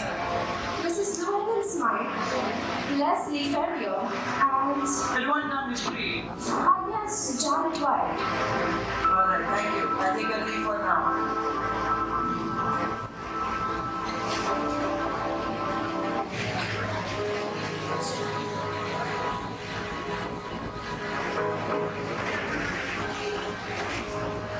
May I come in? Oh yes, Mr. Porter, please come in. Hello, Miss Drake. Do you have any theories on why the poor girl was killed? Well, I suppose that someone just entering the house is not a difficult thing to do under the circumstances. Somewhat of a highly disturbed mentality, I suppose. Anyone peeping in through the window could see there was a children's party going on. So that anybody might have slipped out. And I suppose there was a good deal of water. I mean, a great fraction of the child's head was pushed underwater. So the perpetrator must have got wet. I suppose so. You see, by the end of the evening, nearly everyone was a bit drenched. That doesn't seem to be a useful clue there. Now, will you tell me what you know about Joyce? I understood that she claimed to have seen a murder, but that you did not take it seriously. Of course not. Nobody believed her. She was just showing off because Mrs. Oliver was there. Thank you, Miss Drake.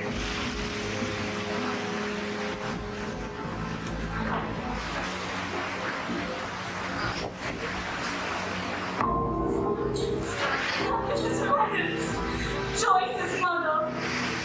Joyce was probably a child, 13 years old. Seeing the murder, I can't think of anything like that happening at the Joyce could have seen. And she certainly never said anything about it to me. She must be joking. I'm sure a man killed her. Sorry for your loss, Miss Robbins.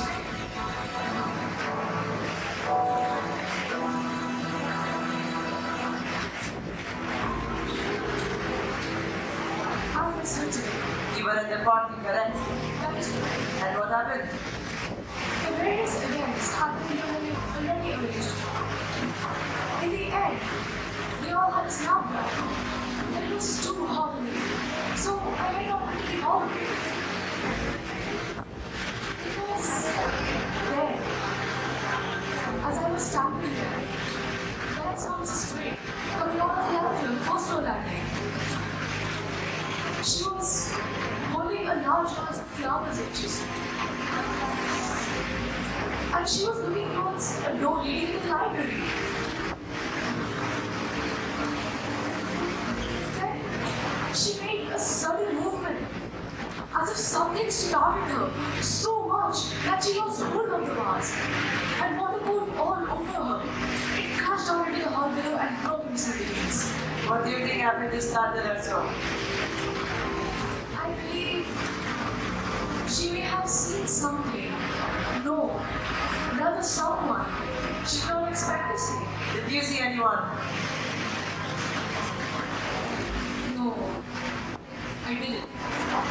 I was trying to help Mrs. Drake mop up the water and pick up broken glass pieces. But then the children started to come out of the snapdragon room. Shortly after the party came to an end. Thank you for your time, Miss.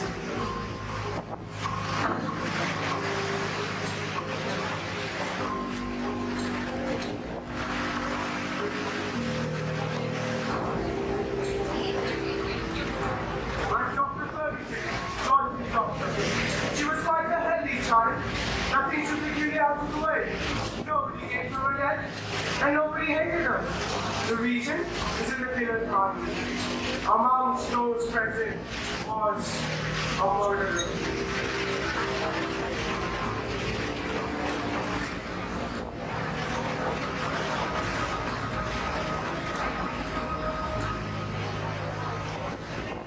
My name is Michael Garfield. You are an unusual young man, Mr. Garfield, the architect of origami.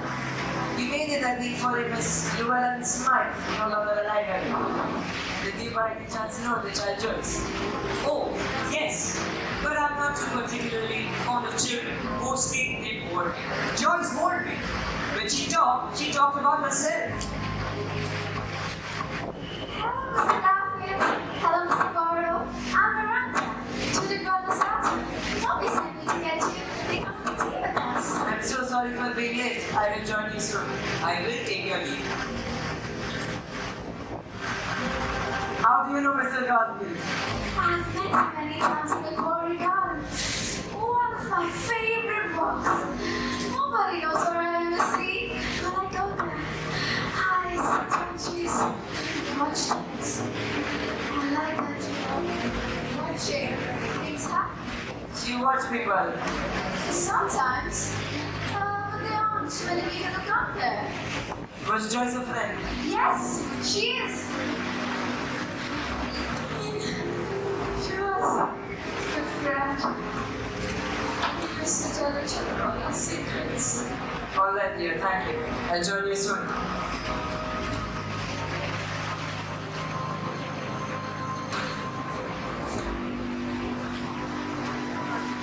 I am Mr. Fulton, Sir. I believe you are the legal advisor to the Drake family? Oh, yes. You were also, I believe, in charge of the legal affairs of a Miss Llewellyn Smythe. The aunt, remarkable woman, Julie, died 2 years ago. Quite suddenly. Well, no, I wouldn't say that. She had a heart condition. I also want some information on your employee, Leslie Ferrier. Yes, of course. He got himself... Yes, of course. He got himself knifed, didn't he? You have also, I believe, heard of the disappearance of a foreign girl, Olga Semenov. Yes. She was a nurse in West Smythe. Left a considerable fortune to Olga Semenov in gratitude for her devoted services. And in the codicil written in her own handwriting before her own death. Then it became clear that the codicil was a complete forgery.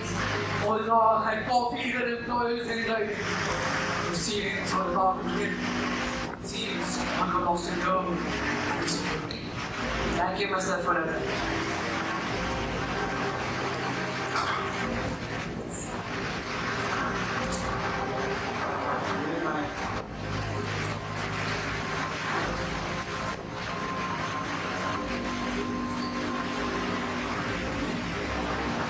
I'm Mrs. Goodbody, the witch of the party. So you tell fortunes. Can you tell me who killed the little girl? She said she saw her mother. Oh, don't you believe a word she ever said? Because 9 out of 10 times, it wasn't true. Even her brother Leopold plays tricks on other people and eavesdrops, finds out all their secrets. Where he gets his pocket money, I'd like to know. It wasn't from his mother or father. But I can't help you much with what fate Joyce met. Do you by any chance know what happened to that puppet girl, Olga Semenov? Didn't go too far, in my opinion. Ding dong bell, the season Noel. That's what I always thought.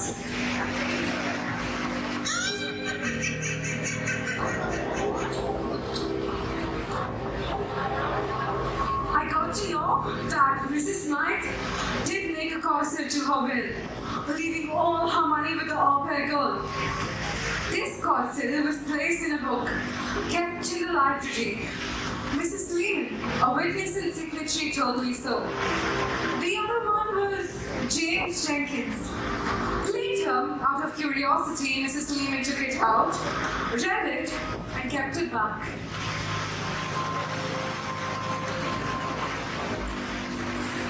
Mr. Fullerton.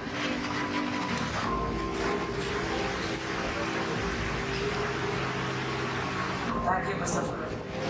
The Goddess Forest was witnessed by Mary Dougherty, who recently died, and James Jenkins, who is in Australia.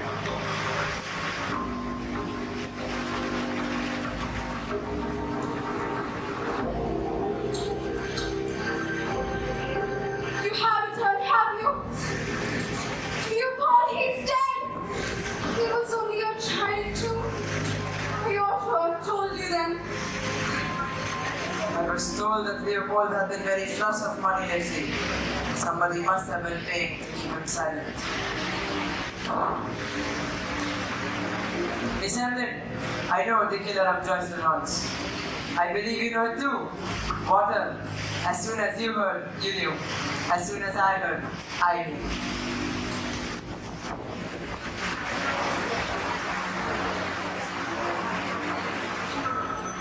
Angel Power speaks. We've lost Miranda. What do you mean, lost her? We had lunch with the black boy. Then she said she wanted to use the horseshoe. But then she did not return. Someone said that they'd seen her driving away with an elderly man. But why would Miranda be in danger? Don't you know? You ought to by now. The body's been What found. body? The other man's body in a van.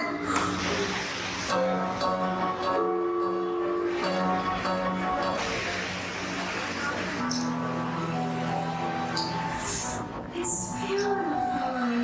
This is the gift of Ellie. The double absolute stone, you see, was carved there hundreds of years ago. It's wonderful, isn't it? Yes, it's very wonderful. Place your hand on the door.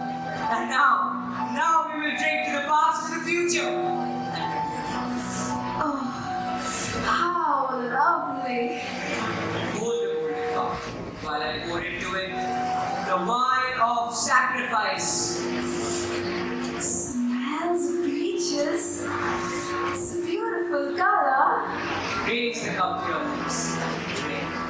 Like that, sweetheart! You don't even know. You little idiot! Come on, you mommy murderer! Go away.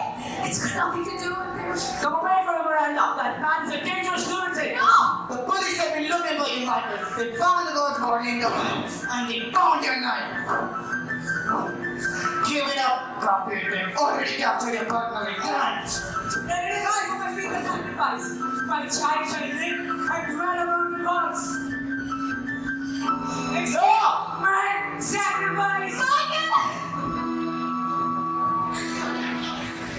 Sit here by your mother, Miranda. Mr. Richmond here is the chief constable. He wants to ask me some questions. What exactly did you tell Joyce? That's it. Did you tell anyone else? No, but I think you're more guess, you know. He likes when people see. You have heard that Joyce Reynolds, on the afternoon before the Hallowe'en Party, claimed that she herself had seen a murder committed. Was that true? No,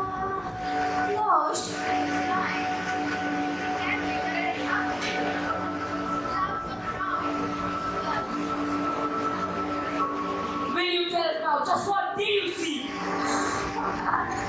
a moment, they lifted the body up. They were carrying it away to hide somewhere. There was blood on the knife and the scarf.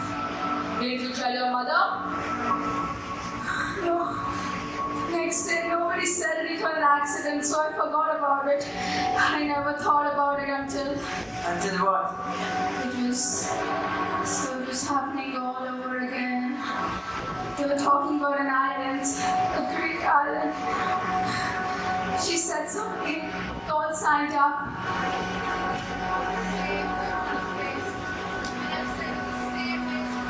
For nude, the murder had seen body to handsome. When was this? Can you say definitely who these people were, Miranda? You saw their faces? Who were they? Now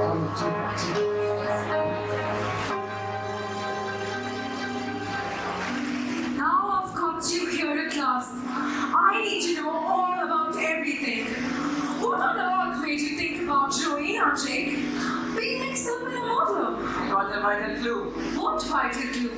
Whoever killed Joyce would get wet, and so Joyce was killed and the murderer was fairly soaked with water. All the time, Joyce had never seen a murderer. Mrs. Drake did not know that. She knew someone had seen them in Quarrywood when she and Michael Garfield killed Olga Semenov. Was Michael in love with her? No, he wanted the Greek island to build a garden. What about the forged will? Miss Llewellyn Smythe had discovered that Michael Garfield and Robert Drake were having an affair, probably before her husband died. Olga had to be removed because she knew about the codicil. Llewellyn Smythe had written the original document, which you told me about. So I think young Ferrier was given money to produce a similar forged document. How did you come to suspect Michael? We fit it. Madame, your daughter is safe. But there is something I would like to know very much. I think you deserve to know anything I can tell you about, Mr. O'Brien. She is your daughter. Was she also Michael Garfield's daughter? Yes, honey. But she doesn't know that. No, I knew her when I was a young girl. It was so that Michael Garfield had died of fitting death. But alas, there would be no blossoming garden on an island in the Grecian seas. Instead, there would be Miranda, young and alive and beautiful.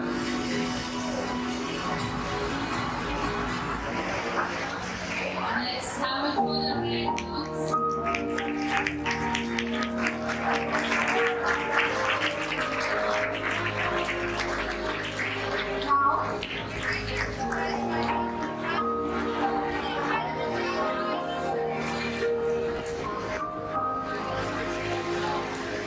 Now, I'd like to express my heartfelt gratitude.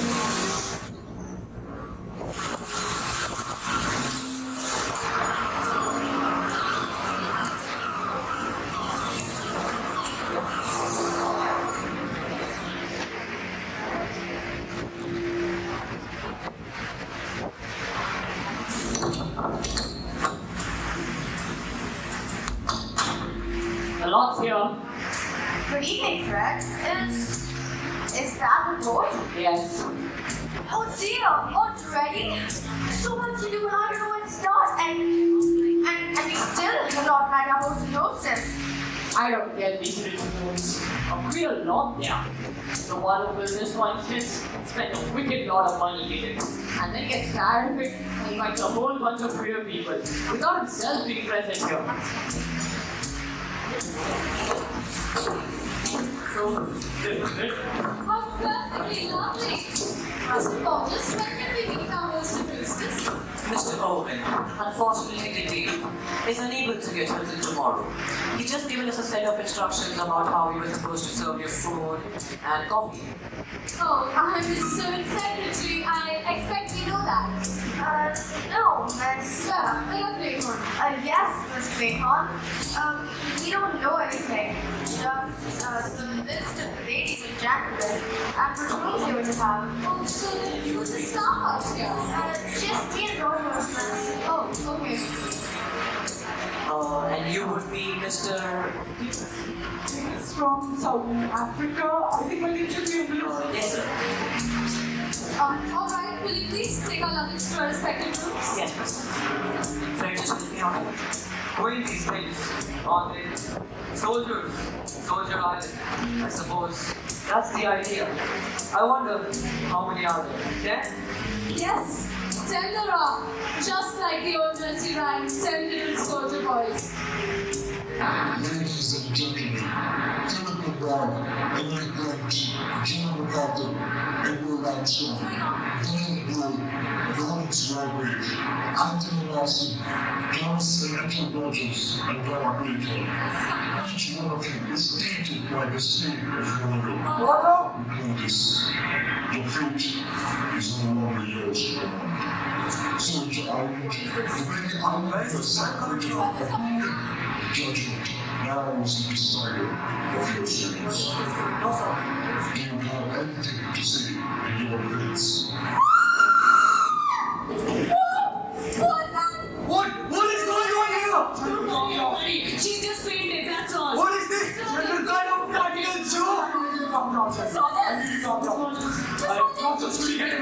Please, I think the voice came from somewhere.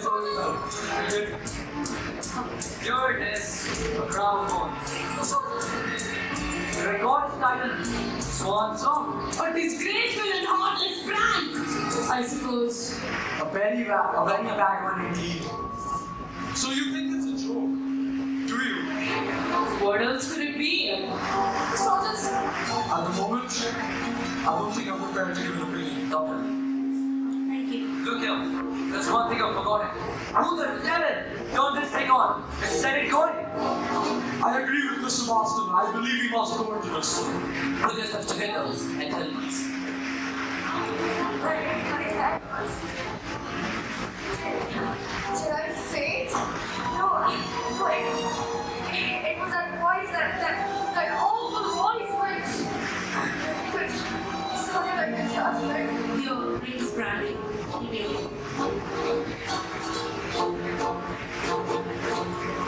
I'm all right now. Gave me a turn. Of course it did. It gave me a turn too. Fair made me drop that train. Brilliant lies it was. I'd like to know. The question still remains. Who put on the gramophone? Was it you, Rogers? Sir, I was just obeying Mr. Owen's orders. I was to put in the record in the... I don't care what's happening here. This whole thing, it's preposterous. Totally preposterous. Something must be done about this fellow Owen or whoever he thinks of himself. I need you to calm down. I need you to calm down. But rest assured, that is exactly what we will go into very carefully. But first, Rogers, I'll shoot suggest to get your wife away. And please, come back here. We shall discuss this. Meanwhile, I'll get you a drink for free. Don't know about you, sir. But I could do with the drink. I'll go get it. How's this sound?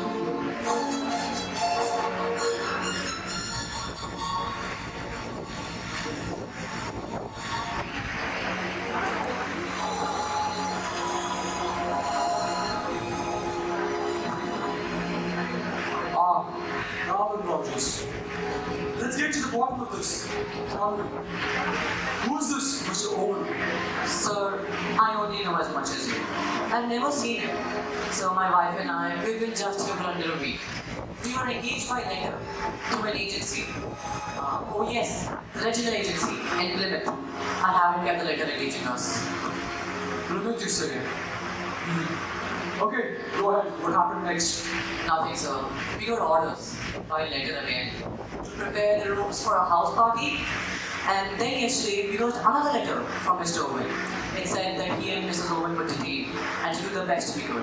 He gave us instructions about serving you coffee and putting on the gramophone. Johnny, you got the letter? Yes, sir.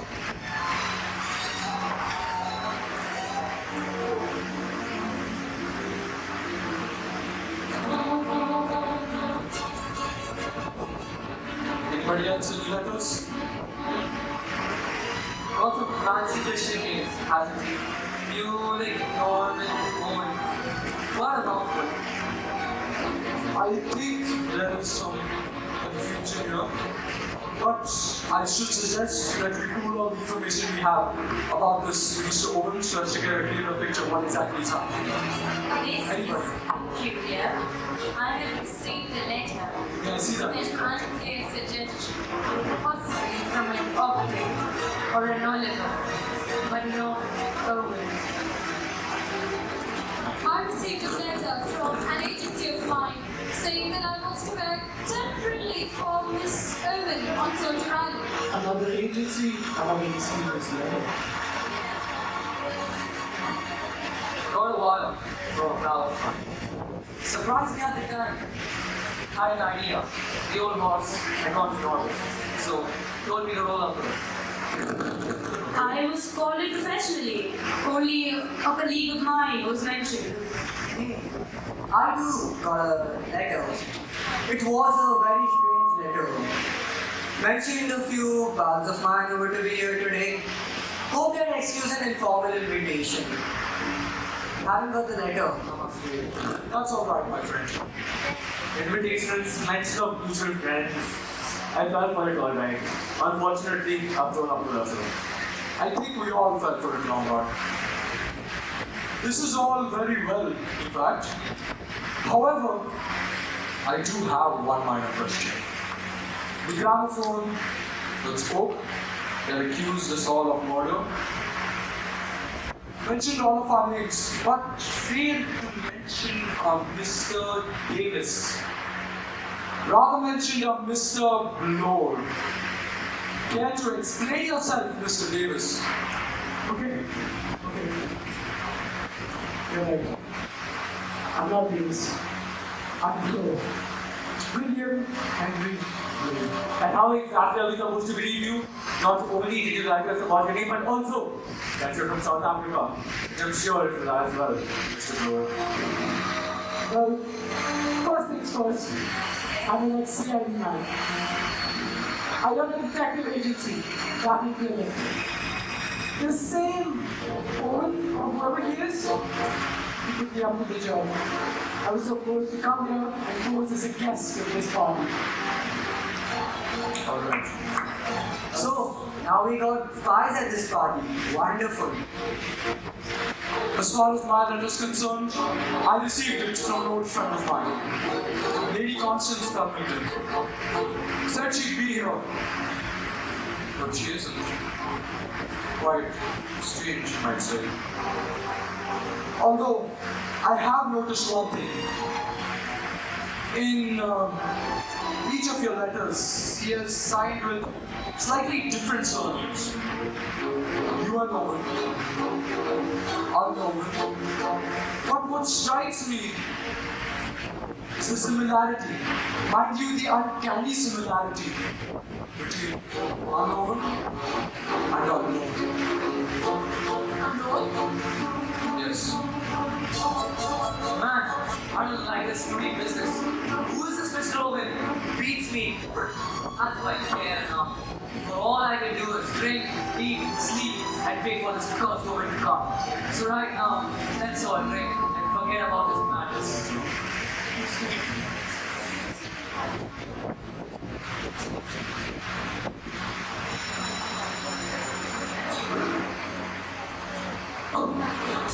Mr. Boston!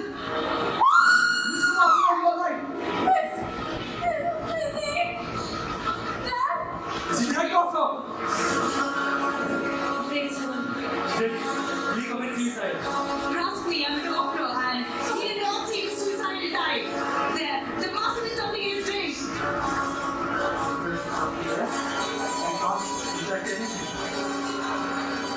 Where's Bloor? He must have put the drink himself. It's beneath the morning.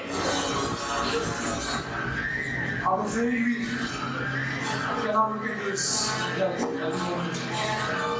It's quite obvious. I should suggest you retire from this for the day. Go back. Will someone get this water? I just need a few moments to myself. Kind of. That's all right.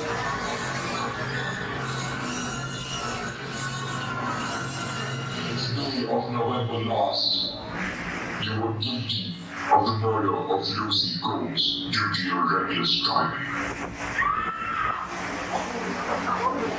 Operating table. No, please, don't tell them. No, they mustn't find out. Doctor! It's just you, Rogers. Doctor, it's my wife. She's not waking up, and she looks ill. Wait, just stop.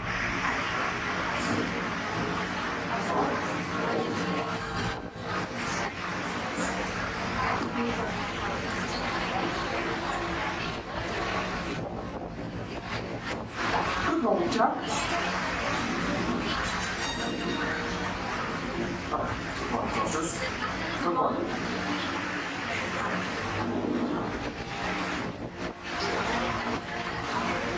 Robot, computers?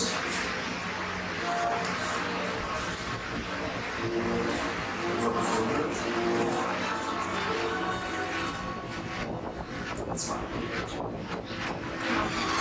Good morning, General. Good morning, ma'am. Doctor, is there something on your mind?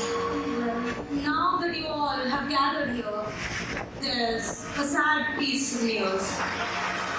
Mrs. Rogers has unfortunately died in her sleep. Oh, awful! She was free Oh dear, must have been heart failure. Well, there's no doubt about that. But the question remains, what caused it? Certainly tragic. Did she have anything before sleeping last night? Well, there were no cups or tablets, and she didn't have anything before sleeping. Except the medicine which I'd given her. And I assure you all, there was a minimal dose. Conscience. Remember the gramophone recording? It mentioned her and Rogers. I believe by the will of the Most High, those accusations were true. She died literally because of fright.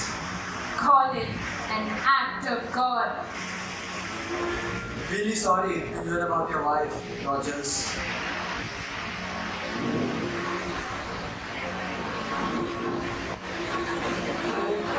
Coming back to Mrs. Rogers' death.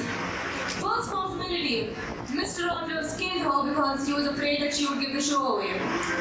Second possibility, she lost her nerve and took an easy way out herself. But not have been a suicide. 2 suicides in 24 hours, I think not. But what do you know? Well, logically, that leaves just one possibility. You know what? I think we should search the island. We have this list of everything out in no time. Could it be? I suppose this is too much to ask, but do either of you have a revolver by any chance? Sure.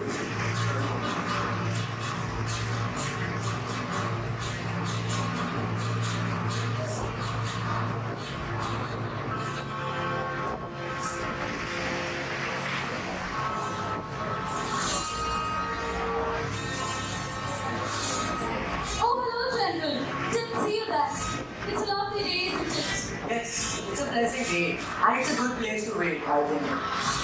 For what, Rita? The end. But I'm sure you know that, don't you? After all, everyone is waiting for the end. I don't think I understand. You see, none of us are going to leave the island. That is the plan. But perhaps what you don't or possibly can't understand is the relief. The blessed relief to know that you've done with it all. That you haven't got to carry the burden any longer. I'm pretty sure you'll understand it someday. I don't understand. You see, I love Leslie. Leslie.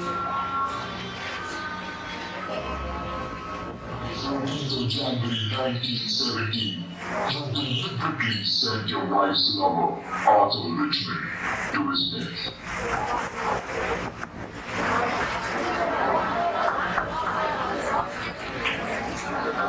Miss Vera, where's the gentleman? He's gone outside towards the sunset near the cliff. He was a little weak today. I'm sorry, who was a little weak? The gentleman. Explore, should we want to search them?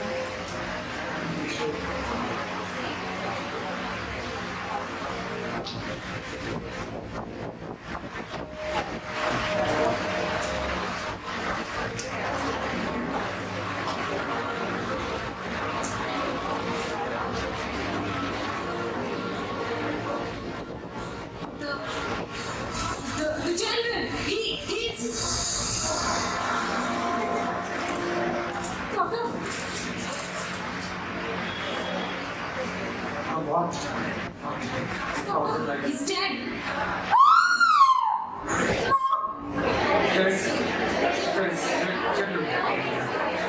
There's no one but the son of us.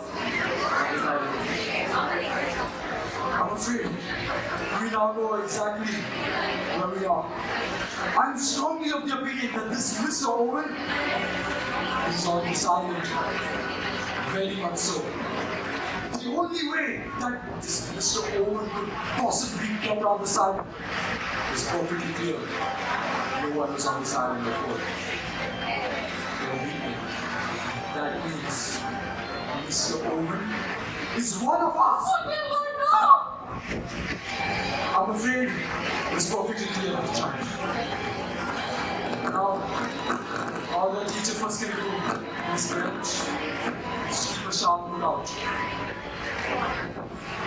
During the time of the murder, I was roaming the terrace. Although I have no other proof than my own word. Lord, the bar Armstrong, I believe you were searching for Mr. Owen. We were. However, we did get separated for a moment. Is that so, bro?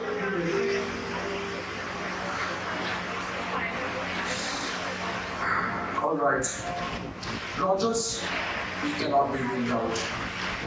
And, well, any of the women could have done it. I never went near the body. I think you are mad.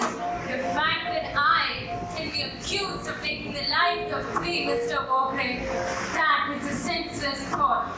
But I understand I am to you others a complete stranger, and agree there is a devil amongst us. Might not be as senseless as you think, Miss Brent. Miss Blue, that's how the time out.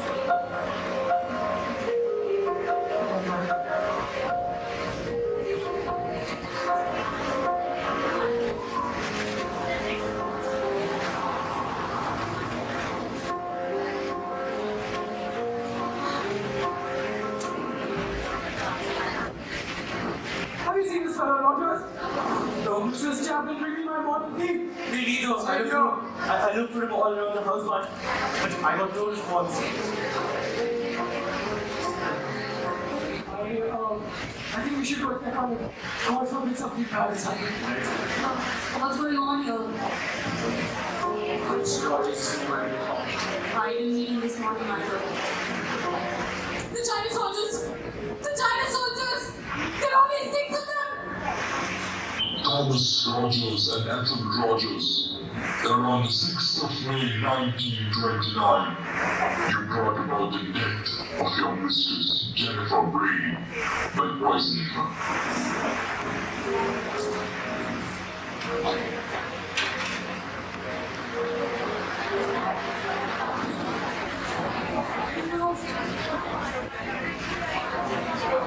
Come again.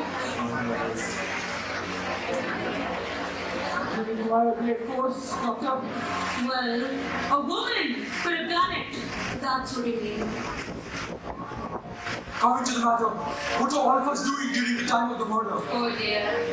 I think. Miss Brett! Miss Brett! Miss Brett!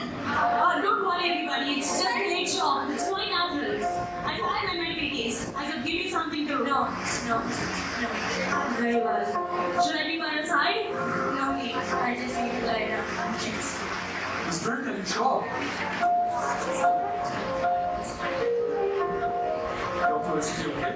She will be just a late shock. That's just the body.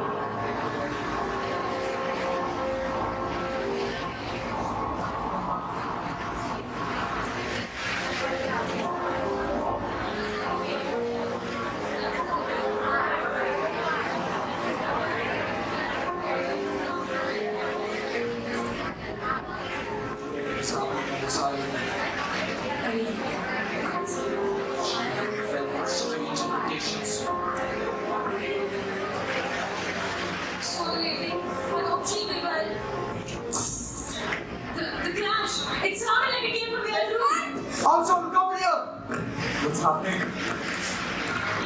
I hope she's not.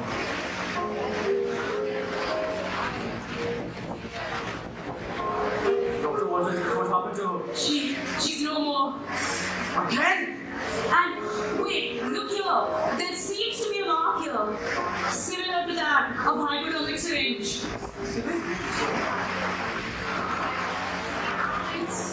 It's like a stick of a bee, just like it was mentioned in the book. I tell you, these murders are connected to the book.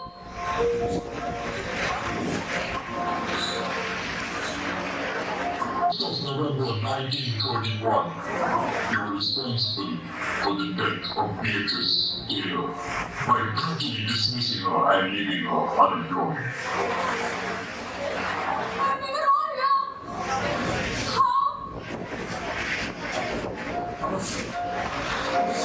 My dear child, I believe you were already absorbed in our own thoughts and problem throughout the entire day. It should not have been hard for anybody to sit and check out.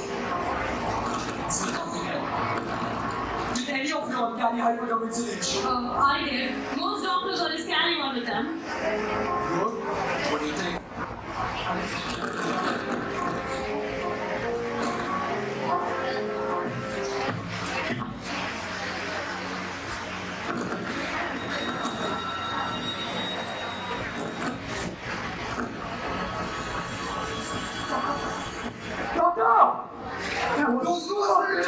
I swear it was there. Someone must have taken it. He's lying. Only has a broken and sulfurous tablets. I have no cyanide in my possession.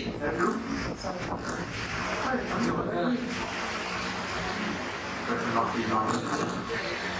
Good God. I presume you have a revolver? That's right. I believe you must keep all these dangerous possessions in one place. I am not going off my revolver. So if I do, I'll be ready to take No, God! I acknowledge your strength, but my son, Brewer and Armstrong stand united against you. Should you resist, the odds heavily favor us. Consider wisely the consequences of your defiance. Fine, get check the doors over there. Straight on.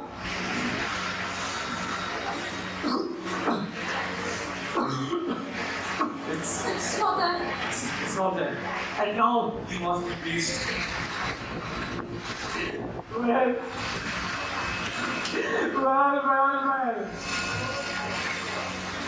Most suspicious murders. And now the murder weapon is missing. I'll say we're trying this one. He said no. And I said, Lord, what is this utter nonsense you speak? This is a bag of my dead. No loving one. We will discuss the matter of the missing revolver later. Right now, please, everybody get all possible murder weapons and drugs. And we will keep it in the silver chest. I'm making myself clear. yes, Justice.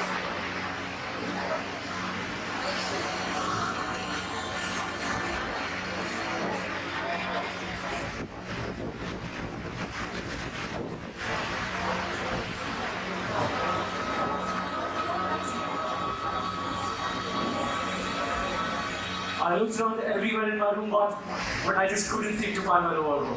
I didn't see it anywhere either. What about the rest of you? Tired. My head hurts. Grace, Justice, was here just a minute ago. Walk in!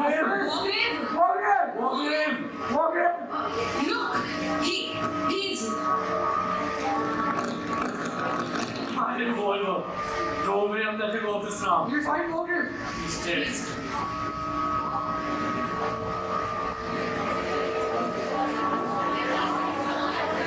Day of June 1930, you are guilty of the murder of Edward Seaton by wrongfully sentencing him to death. What do we do now? Nothing for now. But there's one thing for certain. There are 4 little soldier boys left. And one of them is Mr. Unknown. I suppose just not to be that. We should just have to Good night to you all. Good night.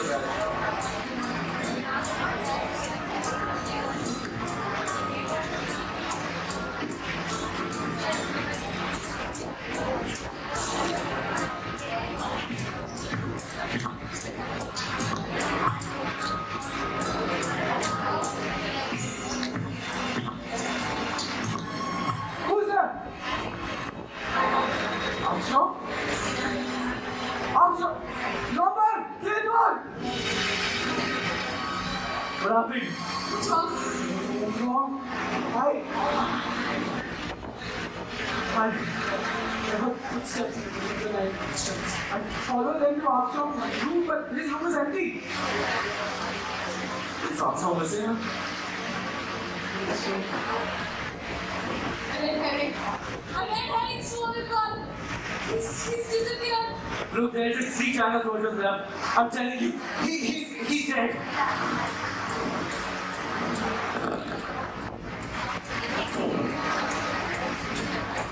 Upon the 13th day of March 1930, 1925, you operated upon Louisa Mary Cleese under the influence of alcohol, causing her death.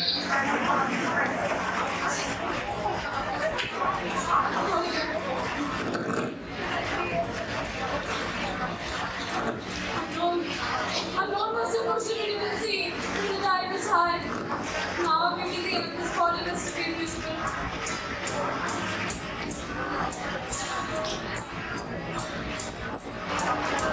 I won't hear. Are you for some clues around the island? So we can find out these stuff and clothes. Would we know you're an ex-state officer, so no need to flaunt it. Whatever. This is a dire situation. It's messing with my head. You don't have to join me. It's fine. And you know what? I'll stay with us later on. And you wouldn't have to worry about me shooting her. If I really were Mr. Note, I could have shot you both when you were searching the island. Right? Fair point. I'll see you soon.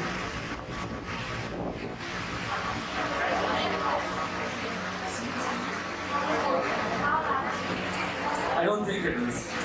Armstrong's dead. Blood is the only other left.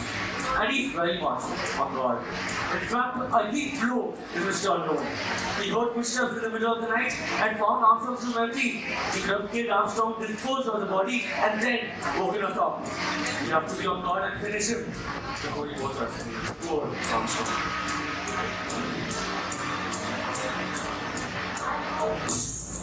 What is that? I was there. Wait here.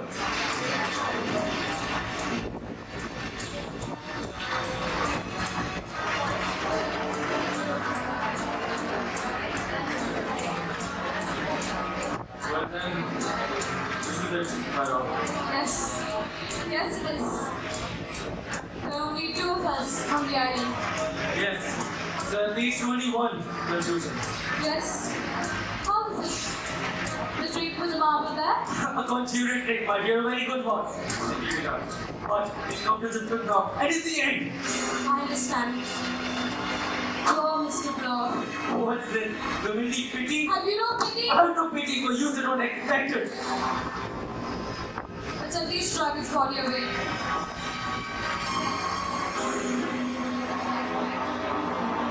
That you did upon October 10th, 1928, brought about the death of an innocent man, James Stephen Landor, by framing him for a crime he did not commit, just for your promotion.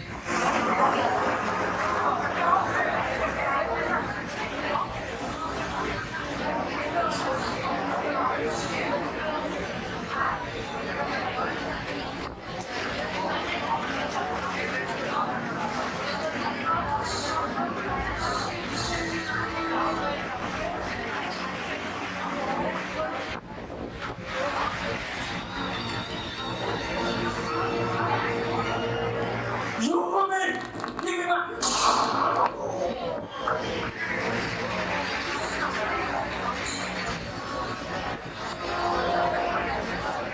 That upon the date in February 1932, you were guilty of the death of 21 men, members of an East African tribe, by taking their food and abandoning them in the wilderness in order to save themselves.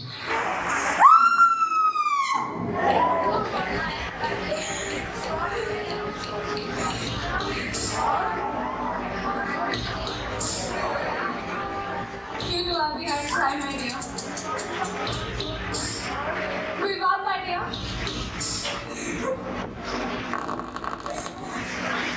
We won. No. No, but Hugo? Hugo? Are you waiting for me? No, this is sorry, Agreed. I'm too tired. No. What was the last line of the poem, Hugo? Then they get married. No. No. Soldier boy, left all alone. He went and hanged himself. But there were none. Hugo? Hugo, do you want me to hang myself? The loose. On a chair. Can we get away? Hugo? Hugo, are you waiting for me?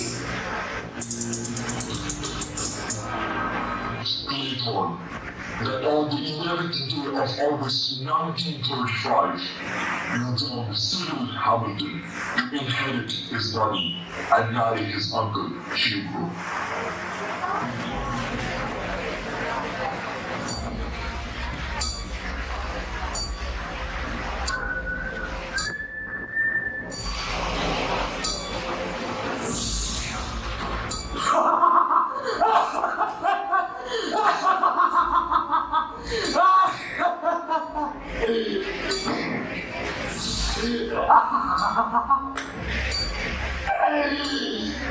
Then the soldier boys went out to die. What your said? And then there were nine little soldier boys. Sad job, one was left itself. And then eight little soldier boys traveling together. One second, say that, and then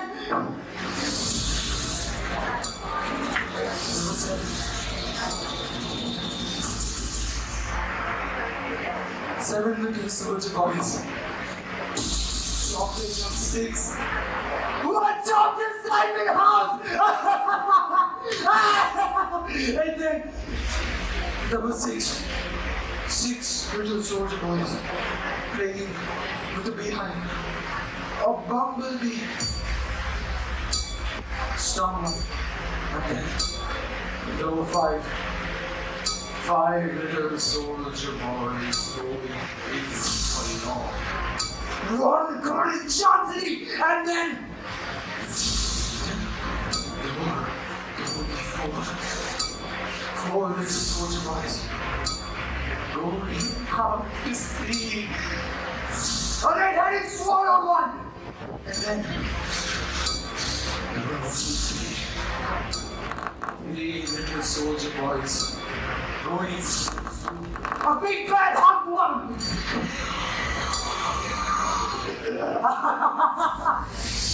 Then number two.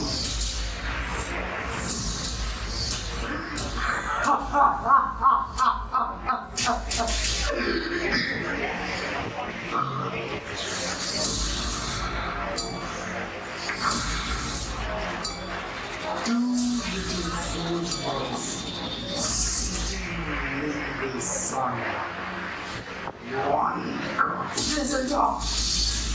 And then there was one little soldier boy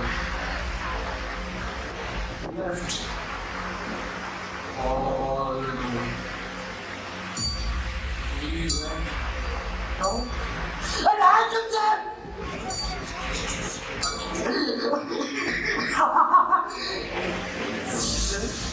There were none.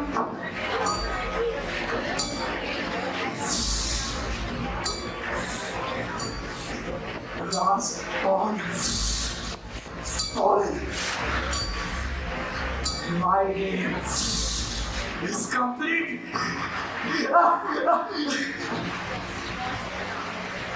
Oh, pardon me. I'm so sorry. I forgot to introduce myself. My name is Justice Lawrence Wargrave. But you know that. You know that, don't you?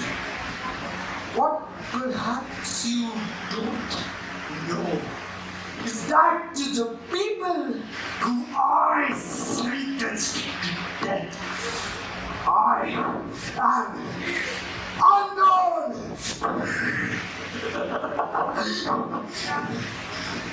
From a young age, nursery rhymes, they fascinated me. inspiring and imprisoned to crown the unsolvable murder mystery. As a judge, I've always felt that the guilty want nothing in my pockets, and I, that puppeteer, dancing them on my fighting stage. Soldier, and from the moment that the guilty souls stepped foot on the silence, their fates were mine to command, and their blood mine to keep. Because, after all, justice comes to all.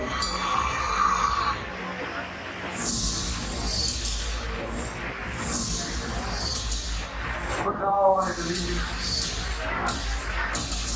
the verdict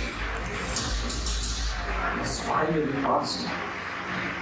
I can declare my final court case adjourned.